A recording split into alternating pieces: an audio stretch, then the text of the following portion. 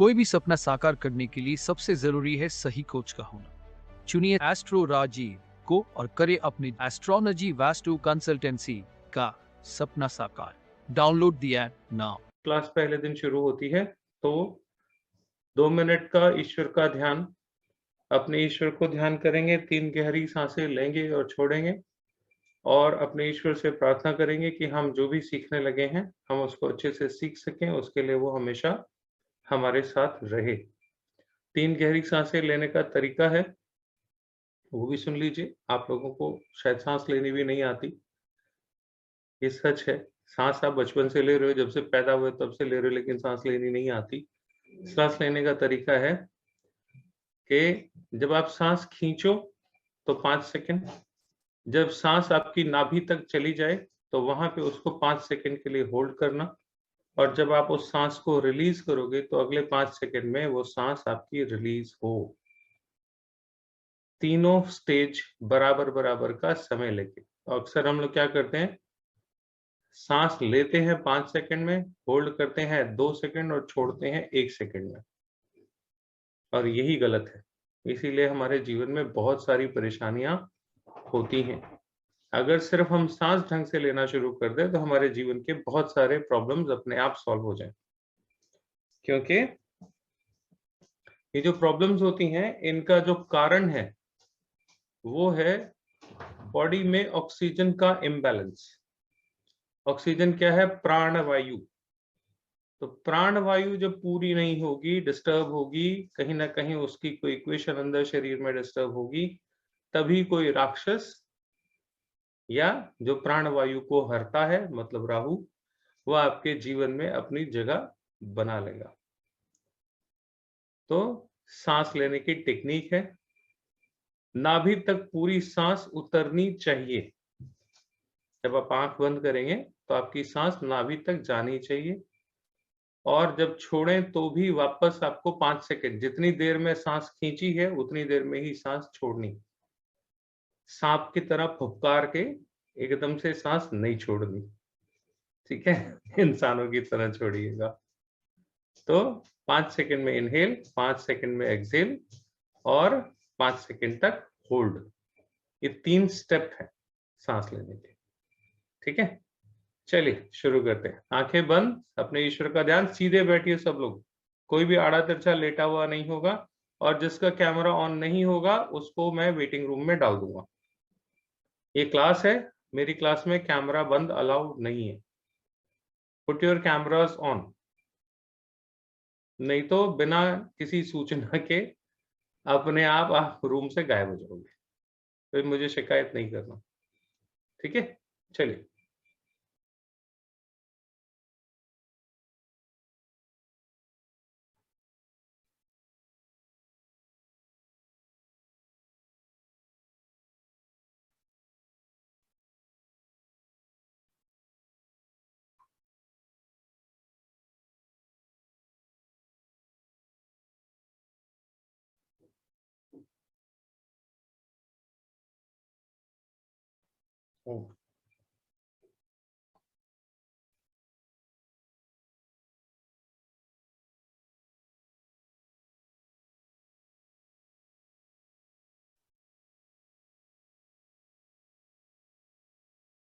ज्योतिष में बहुत अलग-अलग तरह की विधाएं प्रैक्टिस में लाई जाती हैं। ऐसा बताया गया है कि 175 तरह का ज्योतिष होता है। उनमें से कुछ विधाएं बहुत ज़्यादा प्रचलित हैं। मैं किसी एक का ऑडियो ऑन कर देता हूं सो दैट इन केस अगर मेरी तरफ से कोई इश्यू होगा तो मुझे कोई बता सकेगा। मोहित, आपका कर दूं? आपके पीछे से अगर शोर ना आ रहा हो तो, या किसी और का देखता हूं, 2 लोगों का कर देता हूं। तो ज्योतिष की ऐसी बहुत सारी विधाएं हैं, सारी तो मुझे भी नहीं नाम से पता, कुछ पता है क्योंकि वो प्रचलित हैं, कुछ किसी जमाने में प्रचलित हुआ करती थी, अब नहीं है, और कुछ ऐसी हैं जो आजकल बहुत ज्यादा पॉपुलर हो रही हैं। उनमें से एक वैदिक है। वैदिक तो मदर ऑफ ऑल एस्ट्रोलॉजी है, वैदिक के बिना कोई ज्योतिष जन्म ले ही नहीं सकता। तो वैदिक तो प्राइमरी है, वो मदर ऑफ ऑल है, उसके बिना कुछ नहीं होता। वैदिक के बाद, वैदिक के आधार पर बहुत सारी और ज्योतिष की विधाएं समाज में, हमारे देश में सदियों से रही हैं। उनमें से एक केपी है, एक जेमिनी है, और एक जो है ये भृगुनंदी नाड़ी है। ये कुछ पॉपुलर नाम है जो आप लोगों को बता रहा हूं, और इसमें भी अलग अलग और विधाएं हैं। जैसे आजकल जो सबसे ज्यादा प्रचलित है उसमें महादशा, अंतरदशा, प्रत्यंतर दशा, ये सब देखी जाती हैं। महाभारत काल में जब भगवान कृष्ण का समय था, तो उस समय में योगिनी दशा बहुत ज्यादा प्रचलित थी। और महाभारत में भगवान कृष्ण ने ये बात बोली भी है कि कलयुग में जो सबसे ज्यादा प्रचलित विधा होगी वो महादशा, अंतरदशा, प्रत्यंतर दशा होगी। भगवान कृष्ण अपने आप में बहुत ही ज्ञानी थे और बहुत अच्छे एस्ट्रोलॉजर भी थे। उनके पास तो 16 कलाएं थी, क्या नहीं जानते थे वो सोचना पड़ता है। और आपकी पत्री में भी हो सकता है कोई ऐसा योग हो। वो बोलते बहुत सुंदर थे, उनका बोला आज तक लोगों की कहानियों में, कथाओं में आज भी चलता है। उनकी बोलने की कला सबसे अच्छी थी। तो ऐसी कई सारी विधाएं हैं जिनमें से एक भृगुनंदी नाड़ी है। जो भृगुनंदी नाड़ी आप आज सीखना शुरू कर रहे हो, ये असल में साउथ से आई हुई विधा है। साउथ में ये ज्यादा पॉपुलर है, लेकिन जब से ये नॉर्थ में आई है, इसमें मिलावट हो गई। जैसे संस्कृतियों की मिलावट होती है, ऐसे बहुत सारी और मिलावट भी होती जा रही है। नतीजा क्या है कि किसी ने उसमें डिग्री का सिस्टम इंट्रोड्यूस कर दिया, किसी ने उसमें नक्षत्रों का सिस्टम इंट्रोड्यूस कर दिया, किसी ने उसमें लॉर्ड की कहानी डाल दी। इसका लॉर्ड उधर बैठ गया, उसका लॉर्ड उधर बैठ गया, जो वैदिक का एक सेट पैटर्न है। लेकिन जो ओरिजिनल ऑथेंटिक बीएनएन है, उसमें इन चीजों का रोल खासतौर से डिग्री वाइज बहुत ही कम है। मुझे ऐसा बहुत से स्टूडेंट्स ने बताया कि उन्होंने कहीं से कुछ सीखा जिसमें सारा बेस जो उनका है वो लिया गया आपके डिग्री पे। इतनी कैलकुलेशन और इतनी ज्यादा कैलकुलेशन की कैलकुलेशन करते करते कैलकुलेटर फेल हो जाए। आप इतनी कैलकुलेशन कर ही नहीं सकते। आता मुझे भी है डिग्री वाला, मैंने भी पहले वही सीखा था, लेकिन धीरे धीरे करके ऑथेंटिक बीएनएन मुझे सीखने को मिली। और मैं अपने कोर्स में आप लोगों को वही पढ़ाने वाला हूँ।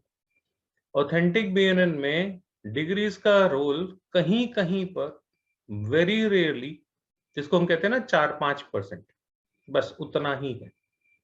नहीं तो सारी की सारी इक्वेशंस आपकी जो हैं वो बाकी के सिस्टम से, जो बीएनएन का सिस्टम है उससे निकल आता है। और बाकायदा महीना, साल, दिन तक आप पूरी कैलकुलेशन निकाल सकते हो। इसमें महादशा, अंतरदशा का सिस्टम नहीं है। और मुझे ज्यादा ऑथेंटिक लगता है ये, रीजन ये है कि मान लीजिए किसी महादशा का समय जो है 16 साल, 17 साल, 18 साल का है, तो कभी कभी भी ऐसा नहीं होता कि आपके वो 15, 16, 18 साल जो महादशा के हैं वो एक जैसे जाए। उसमें भी अंतरदशाएं आती रहती हैं, फिर प्रत्यंतर चलता रहता है। तो वो कभी भी पूरी महादशा आपकी एक जैसी जा ही नहीं सकती, वो कहीं ना कहीं डिफरेंशिएट होगा ही होगा। तो अगर वो चेंज होता रहता है तो फिर महादशा से इतना ज्यादा डिपेंडेंसी किस चीज के लिए। इसका कुछ और मेथड है जो हम लोग बीएनएन में पढ़ेंगे, ठीक है। तो इस तरीके से भृगुनंदी नाड़ी का पूरा ये सिस्टम चलता है। इसमें हम दृष्टियां भी वैदिक वाली नहीं लेते। जो लोग ज्योतिष जानते हैं उनको ये होगा कि जैसे बृहस्पति है तो उसकी 5, 7, 9 होती है, मंगल है तो उसकी 4, 7, 8 होती है। जो दृष्टियां वैदिक की होती हैं, हम इसमें वैदिक की दृष्टियां भी नहीं लेते। एक सेकंड।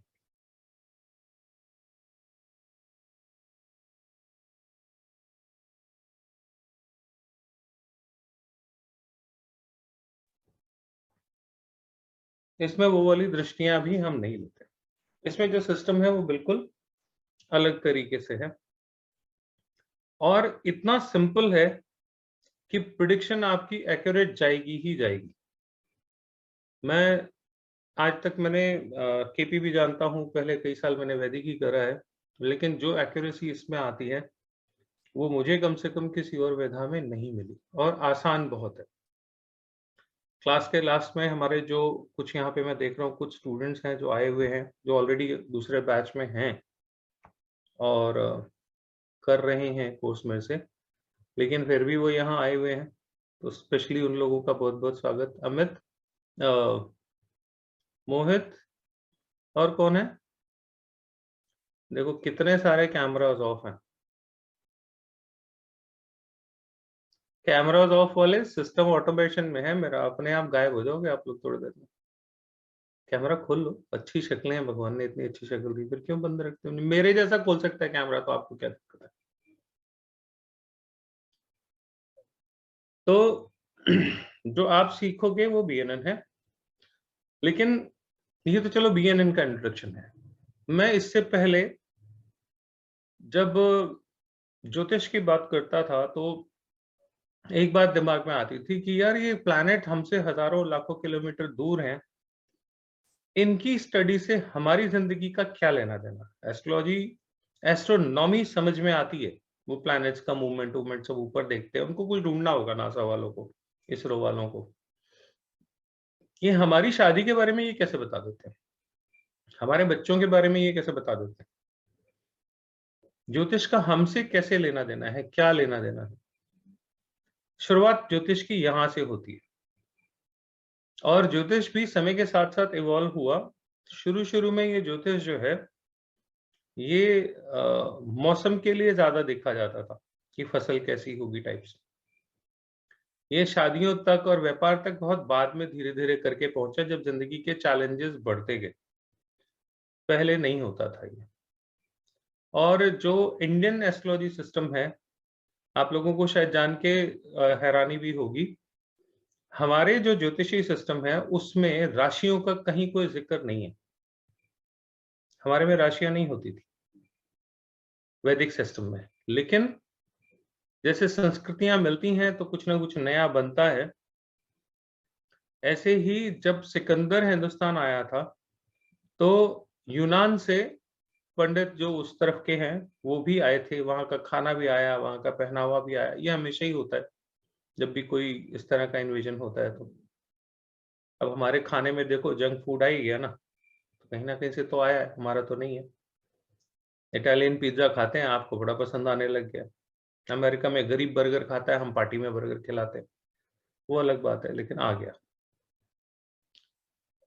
तो जब यूनान से दार्शनिक वहां के और जो ज्योतिषी आए थे, तो उन्होंने राशियों के बारे में बताया और वहां से भारतीय ज्योतिष में राशियों का भी इन्वेजन हुआ।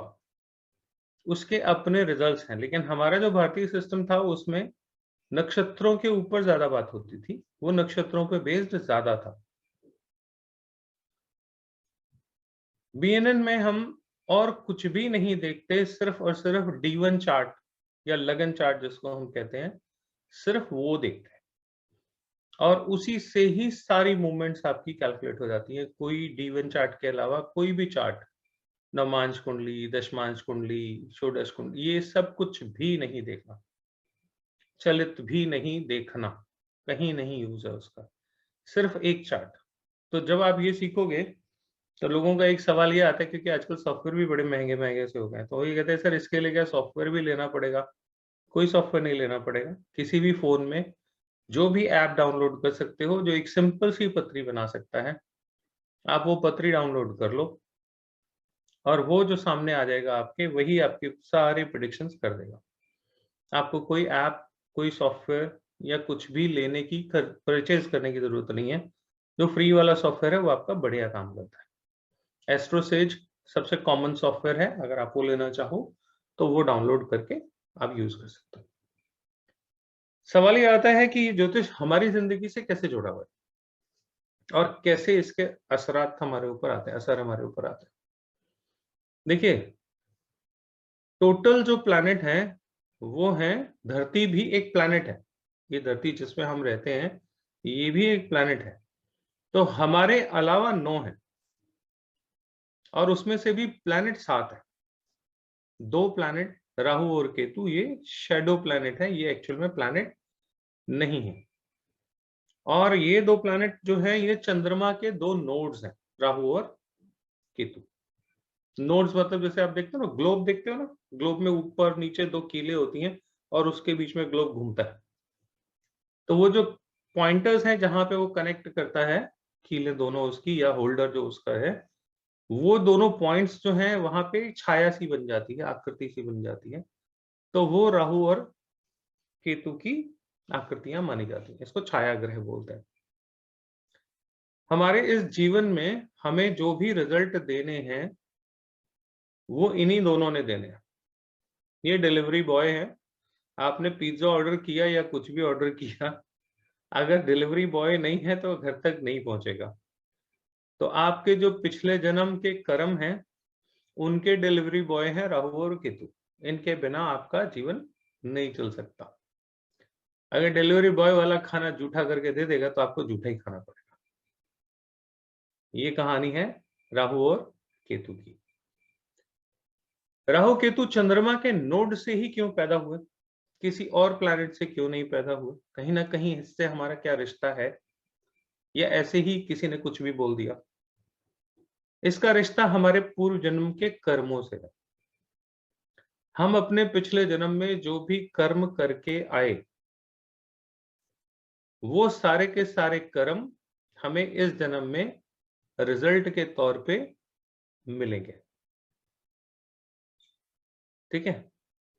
और पिछले जन्म की मेमोरी आपके इस जन्म में कर्मास बन के आती है, लेकिन हमें कर्म याद नहीं रहते कि हमने पीछे क्या किए थे, वो गायब हो जाते हैं। लेकिन कहीं तो वो हैं, तभी तो आपकी ये पत्री है, आपका जन्म है, आप आए हो। तो चंद्रमा जो है वो जल का कारक है और मेमोरी हमेशा सिर्फ जल में ही स्टोर होती है। Water is the best container of memory.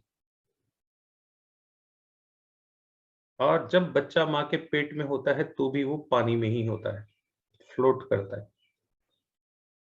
चंद्रमा की प्रेजेंस है। पानी में क्यों होता है?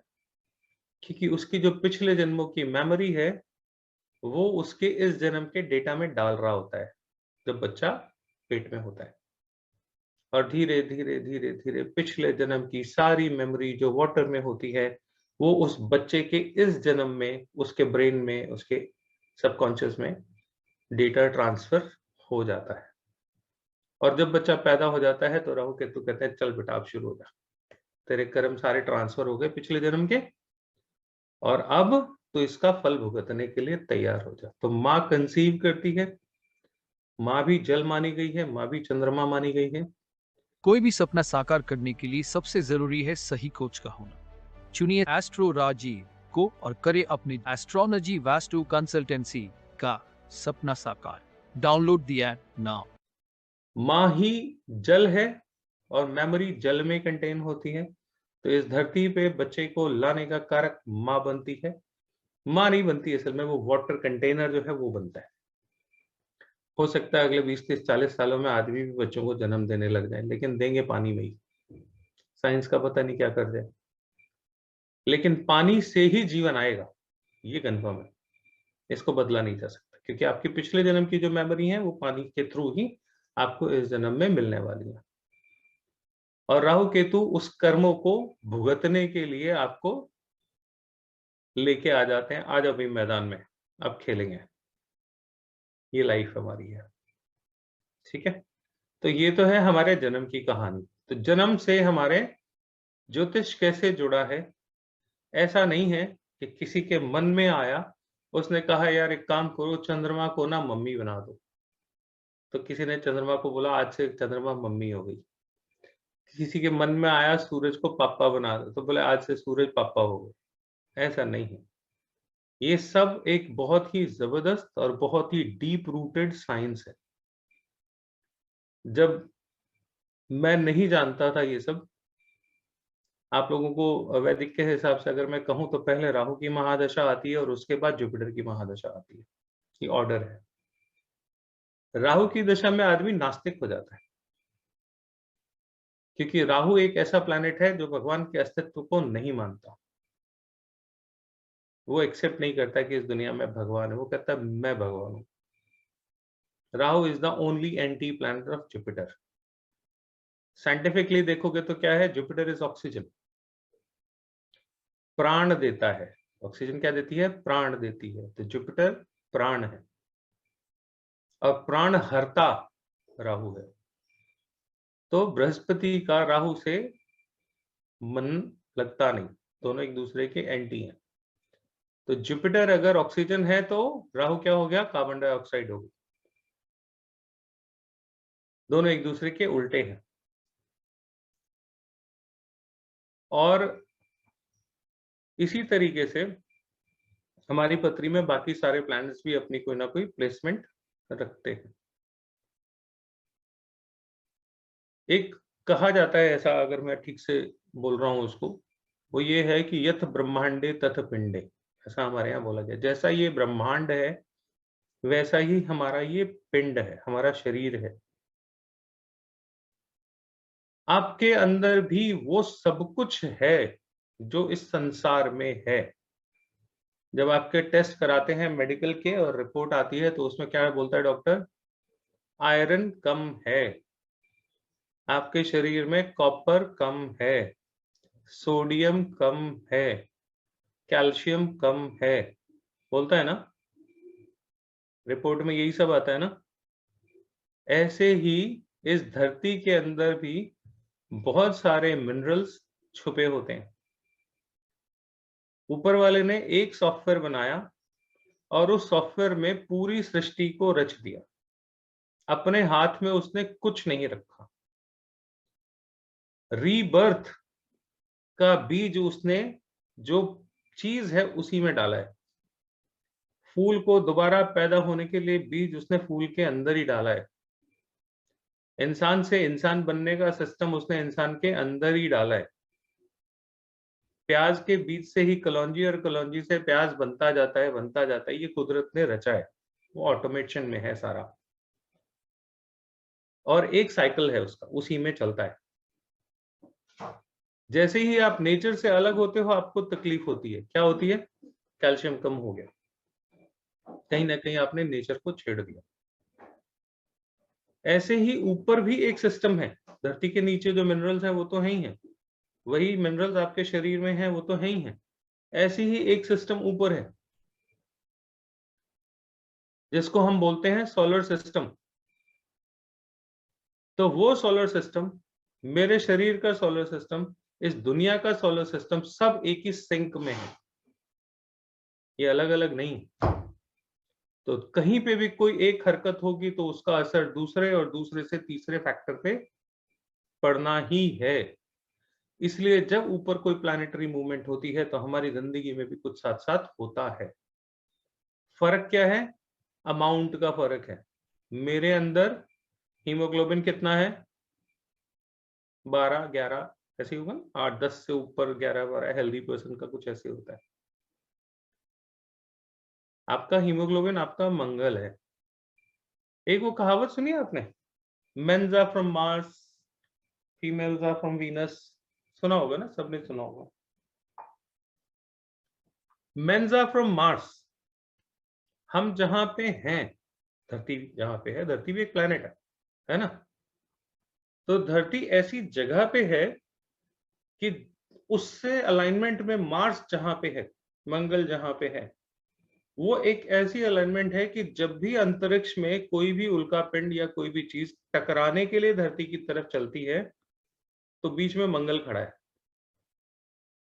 मंगल से टकरा के वो खत्म हो जाता है और धरती बच जाती है। ये अलाइनमेंट है ऊपर की, ठीक है?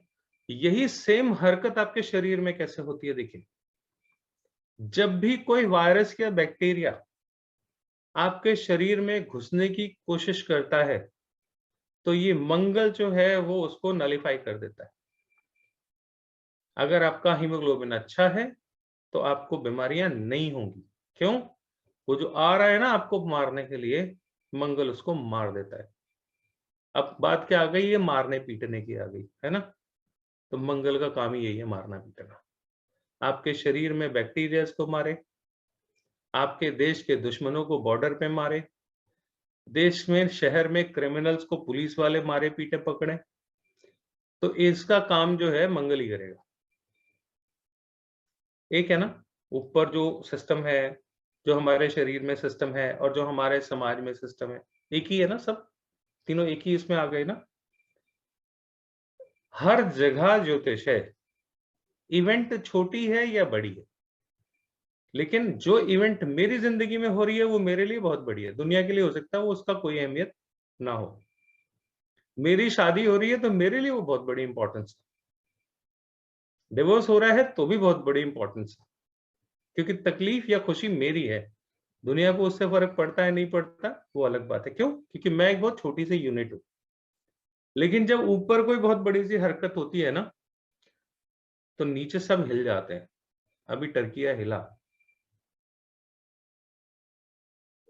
तो जब भी कोई हरकत यूनिवर्स में होगी आपके ऊपर, उसका प्रभाव पड़ेगा, या छोटा होगा या बड़ा होगा। अब सवाल ये आता है कि यार, गिरा तो, ऊपर कोई हरकत तो हुई, लेकिन किसी एक के साथ बहुत बुरा हुआ और उसी हरकत से किसी और को फायदा भी हो गया। कोविड में लॉकडाउन लगा, दुनिया के धंधे बंद हो गए, बहुतों के धंधे चल पड़े। ऑनलाइन वालों के पास फुर्सत नहीं थी, और उसके बाद से ऑनलाइन की आप लोगों को ऐसी आदत पड़ गई कि अब हर घर में ऑनलाइन वाले पहुंच गए। कभी सब्जी मंगाई थी पहले ऑनलाइन, अब आती है। फर्क पड़ा ना? तो एक ही इवेंट हुई, लेकिन उसका असर कुछ लोगों पे अच्छा और कुछ लोगों पे बुरा हुआ। क्यों हुआ? क्योंकि दोनों की इक्वेशंस अलग-अलग थी, दोनों जगह अलग-अलग बैठे हुए थे। इस तरीके से घटना होती है, लेकिन उस घटना का किसी के लिए अच्छा और किसी के लिए बुरा असर होता है। मंगल एक ही है, किसी का अच्छा है, किसी का खराब है। क्यों? क्योंकि एक आदमी उससे जो एनर्जी आती है उसको अच्छे से रिसीव कर पाता है, दूसरा अच्छे से रिसीव नहीं कर पाता। एक के पास पुराना नोकिया का 3310 फोन है और एक दूसरे के पास एप्पल 14 है। तो सिग्नल की क्वालिटी में फर्क आएगा कि नहीं आएगा? जो नोकिया 3310 वाला है वो एप्पल के फीचर्स को मैच कर पाएगा? नहीं कर सकता ना। क्यों? दोनों का फंक्शन, दोनों की रिसेप्टिविटी अलग-अलग है। तो एक ही घर में रहने वाले दो लोगों का मंगल अलग-अलग हो सकता है। इसमें कोई बड़ी बात नहीं है। चाहे वास्तु एक ही है, माँ भी एक ही है। ट्विन्स का भी अलग-अलग हो सकता है, क्योंकि उनके जन्म में भी कुछ मिनट का फर्क तो ज़रूर होगा। तो ज्योतिष सबका अपना-अपना है। ऐसे ही इस धरती का ज्योतिष भी हमारा अपना है। कैसे है? जो सोलर सिस्टम हमारा सबसे नज़दीक पड़ता है, हमारा सोलर सिस्टम हमारे साथ उस तरीके से रिलेट हो जाता है। अब आप कहोगे सोलर सिस्टम तो एक ही है। आपकी जानकारी के लिए बता दूं, अभी तक साइंस इसको नहीं खोज पाया, लेकिन हमारे शास्त्रों में लिखा है कि सूर्य 12 हैं। हम जिस संसार में रहते हैं, उस संसार का जो विज्ञान है, वो एक ही सूर्य के बारे में जानता है। आदित्य एक है, सूर्य एक है। लेकिन हमारे शास्त्रों में लिखा है कि ऐसे 12 सूर्य हैं। इसका मतलब क्या हो गया कि 12 सौर मंडल ऊपर हैं। लेकिन हम उस एक सौरमंडल को जानते हैं जो हमसे सबसे नजदीक है। इसलिए जो हमारा सबसे नजदीक है, हमारे ऊपर उसका असर सबसे ज्यादा पड़ेगा। आपके पड़ोस में जो लोग रहते हैं, आपके ऊपर सबसे ज्यादा प्रभाव उनका पड़ता है। अगर पड़ोसी लड़ने वाला हो तो आपका दिन खराब करने के लिए वो बहुत है। घर से निकलोगे, उसकी शक्ल देखोगे और माथा पीटोगे, यार आज फिर ये दिख गया सुबह सुबह। सबसे ज्यादा असर पड़ता है। दुश्मन दूर रहता होगा ना, हफ्ते में एक बार मिलेगा तो एक ही दिन खराब होगा। दुश्मन पड़ोस में रहता होगा ना, तो रोज की जिंदगी खराब कर देगा। तो जो हमारे सबसे नजदीक रहता है उसका असर हमारे जीवन पे सबसे ज्यादा होता है। तो जो सोलर सिस्टम हमारा सबसे नजदीक है, उस सोलर सिस्टम का इफेक्ट हमारे ऊपर सबसे ज्यादा होता है। आप लोगों ने वो देखा होगा स्पेस में, वो होता है ना एलिप्टिकल शेप में सर्कल बना होता है अंडाकार, और उसमें प्लैनेट जो है वो घूमते रहते हैं अपनी अपनी ऑर्बिट में। तो सबसे बीच में जो होता है वो सूर्य होता है, और जो उसके बाद के 7 रेडियन वो हैं, क्या कहते हैं, 7 उसके जो और रास्ते हैं, 7 उनके सर्कल्स हैं, बीच में सूर्य और उसके आसपास 7 घेरे। हर घेरा एक रास्ता है, एक पाथ है, और हर प्लैनेट उस पे एक कांस्टेंट स्पीड से मूव करता है। उसकी स्पीड में कोई फर्क नहीं आता, बराबर एक ही स्पीड से वो चलता है। सबसे पास में सूर्य के कौन-कौन से प्लैनेट होते हैं? 3। कौन-कौन से? सबसे नजदीक होता है बुध, फिर उसके बाद होता है वीनस, फिर उसके बाद होता है मंगल। तो ये सूर्य की इनर ऑर्बिट है। इनर ऑर्बिट मतलब सूर्य के बिल्कुल नजदीक होने वाली जो चीजें हैं, प्लैनेट, ठीक है। और इसके आउटर ऑर्बिट में आपके बृहस्पति और शनि होते हैं। तो शनि जो है वो एक तरह से देखा जाए तो सबसे बाहरी ऑर्बिट में है, और सबसे अंदर की ऑर्बिट में बुध है। तो अगर आप जहां पे हो और आपके आसपास ऐसे में एक के बाद एक के बाद ऐसे 7 घेरे लगाता जाऊं, तो जो सबसे बाहर वाला घेरा होगा, अगर मैं आपको कहूं कि इसको पूरा चल के आओ, तो ऑब्वियस है ना आपको सबसे ज्यादा समय लगने वाला है। और जो सबसे अंदर वाला है वो फटाक से पूरा चक्कर मार के खड़ा हो जाएगा, गणपति महाराज की तरह। बोले इतना कौन चले, मम्मी पापा के ही फेरे मार लेते हैं, है ना। तो जो प्लैनेट सबसे नजदीक है उसका सर्कल सबसे जल्दी पूरा हो जाएगा, और जो दूर है उसका सबसे लेट होगा। तो हमारे यहाँ उसको कैसे बताया गया कथाओं कहानियों में? सबसे दूर कौन सा है? शनि महाराज। तो हम क्या बोलते हैं शनि को? शनि जो है ना, मतलब शनै शनै, धीरे धीरे। धीरे धीरे कुछ नहीं है, उसके पास बेचारे के पास रास्ता बहुत बड़ा है तय करने के लिए। उसको सबसे आउटर ऑर्बिट दे दी कि परिक्रमा करनी है ना, तो सबसे बाहर वाली जो परिक्रमा की वो है सड़क, उस पे जाके परिक्रमा करके आओ। तो ऑब्वियस है उसको टाइम ज्यादा लगेगा। शनि के बाद भी 3 प्लैनेट और होते हैं, यूरेनस, नेपच्यून, प्लूटो। उनमें से मुझे, हम लोग क्योंकि उसका प्रैक्टिस नहीं करते यूरेनस, नेपच्यून, प्लूटो का, तो हो सकता है मैं सही हूँ गलत हूँ मुझे नहीं पता, लेकिन आप ऐसे समझ लो कि शनि के बाद वाला जो भी प्लैनेट है, अगर शनि को 30 साल लगते हैं उसको पूरा घेरा करने में, तो उसके बाद वाले प्लैनेट को 30 की जगह 84-85 साल, शायद 86 साल लगते हैं। अब जो प्लैनेट 86 साल में पूरा फेरा मारेगा, तो इंसान का जीवन ही सिर्फ 86 साल का है, बहुत है, तो है ना। तो उसका असर हमारे पे बहुत कम होता है। तो रीजन क्या हुआ, हम उसको क्यों नहीं गिनते भारतीय ज्योतिष में? क्योंकि वो हमसे बहुत दूर है। हम किसको गिनते हैं? लेटेस्ट जो है हमारा अप्रोचेबल, वो है सैटर्न। हम शनि तक पहुंच जाते हैं। तो हमारे भारतीय ज्योतिष में शनि तक का ही इंतजाम कैलकुलेशन में लिया गया। चंद्रमा महाराज कहीं पे भी हो सकते हैं, क्योंकि चंद्रमा तो बदलाव के कारक हैं, तो ये इधर जाएं उधर जाएं कहीं जाएं, इनका कोई भरोसा नहीं। जैसे चंद्रमा का कोई भरोसा नहीं, ऐसे आपके जीवन में भी चंद्रमा का कोई भरोसा नहीं। मेरे शब्दों को ध्यान से सुनना, ये कहानी नहीं है, ये ज्योतिष है। चंद्रमा का कोई भरोसा नहीं। इसका मतलब क्या है? जब आपकी पत्री में चंद्रमा एक्टिवेट होगा, आपको यहाँ मिलना पड़ेगा, मुझे मिलने के लिए वहां मिलना पड़ेगा, यहाँ मिलोगे वहां मिलोगे, मुझे कोई पता नहीं आप कहाँ चले जाओ। क्यों?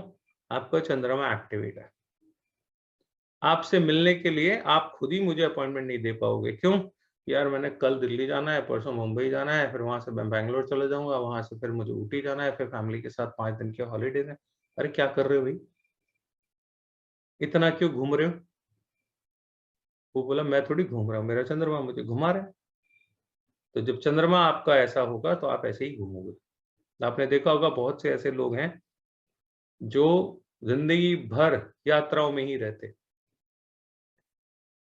सारा टाइम ट्रेवलिंग ट्रेवलिंग ट्रेवलिंग। मैंने ऐसे ऐसे लोग देखे हैं जो अटैची बदलने के लिए घर आते हैं, अटैची बदलते हैं, बीवी को देते हैं, ये देखिए मैले कपड़े हैं, अगली बार आऊंगा तो धो के दूसरी अटैची पैक करके रखना। रात रुकने के लिए आए, सुबह की फ्लाइट पकड़ी, फिर चले गए। सदा यात्राओं में है। कौन सा प्लैनेट काम कर रहा है?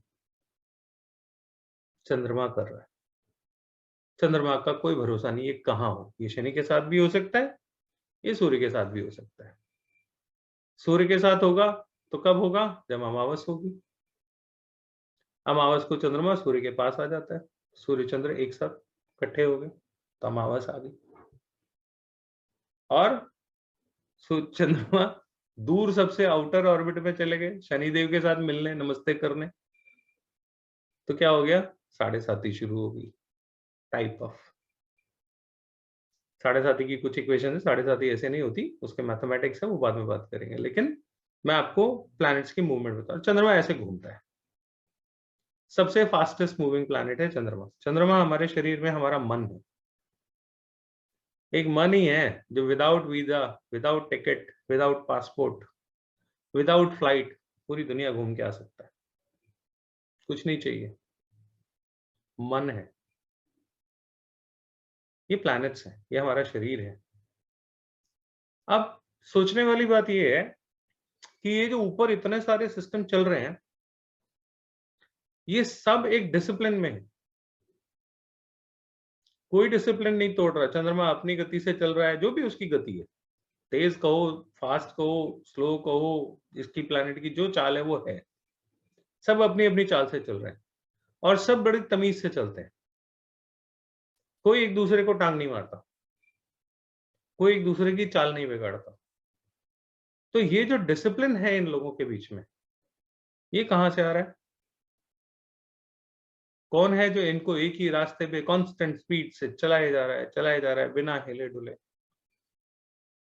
इन सबको बहुत ही तमीज से चलाने वाला प्लैनेट है जुपिटर। धरती पे जो ग्रेविटी है ना, हम लोग ग्रेविटी फील करते हैं ना, कुछ भी हाथ में होता है गिरे तो सीधा नीचे, दिस इज ग्रेविटी, है ना? ये ग्रेविटी जुपिटर की वजह से है। हिंदी में उसका जो शब्द है वो है गुरुत्वाकर्षण, गुरु का आकर्षण। तो धरती के ऊपर जो गुरु से जो आकर्षण है, वो ग्रेविटेशनल फोर्स है, जिसकी वजह से हर चीज धरती पे गिर जाती है। ग्रेविटेशनल फोर्स वो है। हमने क्या बोला? जुपिटर धरती पे ग्रेविटी का कारक है। अब धरती पे ग्रेविटी अलग है, चंद्रमा पे अलग होगी, मंगल पे अलग होगी, क्योंकि उनका डिस्टेंस अलग अलग है। तो चंद्रमा पे अगर आप हो और आप 100 किलो के हो, तो वहां पे आपका वेट सिर्फ 36-35 किलो होगा। क्यों होगा? क्योंकि वहां पे ग्रेविटी अलग है। आप मोटे नहीं, मैं तो अपने आप को ऐसे ही संतुष्ट कर लेता हूँ, ठीक है? तो ग्रेविटी होने की वजह से ये अलग अलग जगह पे अलग अलग उसके असर आते हैं। ज्योतिष में इसको कैसे ट्रांसलेट किया गया? मैंने ज्योतिष कहानियों में सीखी है, किताबें मैंने पढ़ी नहीं, कभी किसी से ढंग से सीखा नहीं। लेकिन इसीलिए सूत्र मेरे बिल्कुल सटीक लगते हैं। जब मुझे कोई चीज समझ में नहीं आती तो मैं कोई ना कोई शास्त्रों में अपने कहानी ढूंढ लेता था, और मुझे पता लगता था कि उस कहानी में सारे सूत्र ज्योतिष के हैं। आप लोगों ने एक कहानी सुनी होगी, समुद्र मंथन हुआ, शेषनाग को रस्सी बनाया, देवता राक्षसों ने मंथन किया, उसमें से ये निकला, वो निकला, वो निकला। कहानी सुनी है ना सबने? ध्यान से उसको दोबारा मेरे कहने के बाद सुनना, उस स्टोरी को एक बार रिवाइज करना और वो डिटेल में जाके समझने की कोशिश करना। जिन लोगों को ज्योतिष आता है वो समझ लेंगे इसको बहुत आसानी से। वो आपकी पत्री के अष्टम भाव की कहानी है। आपके ज्योतिष की पत्री में जो अष्टम भाव होता है, वो अष्टम भाव कैसे रिजल्ट देता है, ये मंथन की कहानी से पता लगेगा। पूरा का पूरा अष्टम भाव का क्लियरेंस है उसमें, एक एक डिटेल है। तो ज्योतिष कहानियों में है, आपको समझना है। ऐसे समझो, कभी लिखने की जरूरत नहीं पड़ेगी। मैं अपनी क्लास में हर एक को मना करता हूँ, नोट्स मत बनाना, बाद में रिकॉर्डिंग देख लेना, बनाना हो तो बना लेना, लेकिन अभी मुझे सुन लो। मुझे सुन लोगे, ज्योतिष ऐसी रटा दूंगा कि नोट्स बनाने की जिंदगी में कभी जरूरत नहीं पड़ेगी। बहुत से लोग कहते हैं सर नोट्स नोट्स नोट्स। मैं आप लोगों से पूछता हूँ, मेरे को चैट में कोई जवाब देना। आज तक कहीं से कोई भी कोर्स किया हो आप लोगों ने? उसके जो नोट्स मिले थे वो कहाँ हैं? किसी के पास है संभाले हुए? अच्छा, कोर्स करने के बाद 2-4 महीने तक तो फिर भी देखा होगा, उसके बाद से वो कभी वापस कहीं मिले? वो कॉपी में जो मिट्टी-विट्टी पड़ गई है, कभी झाड़ी? कहीं नहीं झाड़ी होगी, वो गुम हो गए होंगे। आप क्लास अटेंड कर रहे हो, क्लास अटेंड करते-करते लिख रहे हो, याद रखो मेरी बात, मेरी क्लास अटेंड करो या किसी की भी करो, पढ़ाने का तरीका सबका अपना-अपना है। अगर आपका टीचर आपको ये कहता है कि मैं बोलता जा रहा हूँ, नोट्स बनाओ या मैं सारे पीडीएफ दूँगा, आप यकीन रखो आपको आएगा कुछ नहीं। नहीं आ सकता, लॉजिक है ही नहीं इस चीज़ का। सदियों से सारी ये श्रुति परंपरा से चली आ रही चीज़ें हैं, कहानियों में समझाई जाती हैं। क्यों? वो पागल थे जिन्होंने इस कहानियों में समझाया। उनको अकल नहीं थी। उनको पता था कहानियों में समझाओगे तो ये समझ जाएँगे, लेकिन इनको नोट्स पकड़ा दोगे तो ये भूल जाएँगे। इसलिए नोट्स कभी काम नहीं आते। सुनना मुझे अच्छे से, आपको सारा ज्योतिष वहीं याद हो जाएगा। ये सारे जितने प्लैनेट्स ऊपर घूम रहे हैं, इनको डिसिप्लिन में कौन चलाता है? जुपिटर, है ना? इसको ज्योतिष में ट्रांसलेट करो। लाइफ पे हमारे कैसे असर डालता है हमारा जुपिटर। जब हमारी जिंदगी में कोई जुपिटर या बृहस्पति या गुरु, जो भी टीचर, आप जिसको भी जो भी पद देना चाहो, नाम देना चाहो, दे दो। एनी गाइडिंग फोर्स जब आपके जीवन में आती है, आपके जीवन में डिसिप्लिन तभी आएगा। ज्ञान से डिसिप्लिन आता है, जुपिटर ज्ञान है। पत्री में बोलते हैं कि जुपिटर जहां देखता है वहां का भला हो जाता है। तो यही तो वो कह रहा है कि मैं बैठा हूं, मैं सबको देख रहा हूं, सारे प्लैनेट तमीज से चलो, चलते हैं। ये सिस्टम ऐसा बना हुआ है। तो आपके अंदर का जो जुपिटर है, वो भी तब तक ही सही तरीके से आपको रिजल्ट देगा जब तक आप उसकी इज्जत नहीं, आप इज्जत करोगे तब। मुझे 18 साल हो गए ज्योतिष में। सारे लोग जितने आज तक आए, या तो राहु की तकलीफ या केतु की तकलीफ या शनि की तकलीफ में आए। जो लोग एस्ट्रोलॉजर हैं वो अच्छे से जानते होंगे, जो आते हैं इन्हीं तकलीफों में आते हैं लोग। जुपिटर से पीड़ित कोई इंसान कभी आया ही नहीं।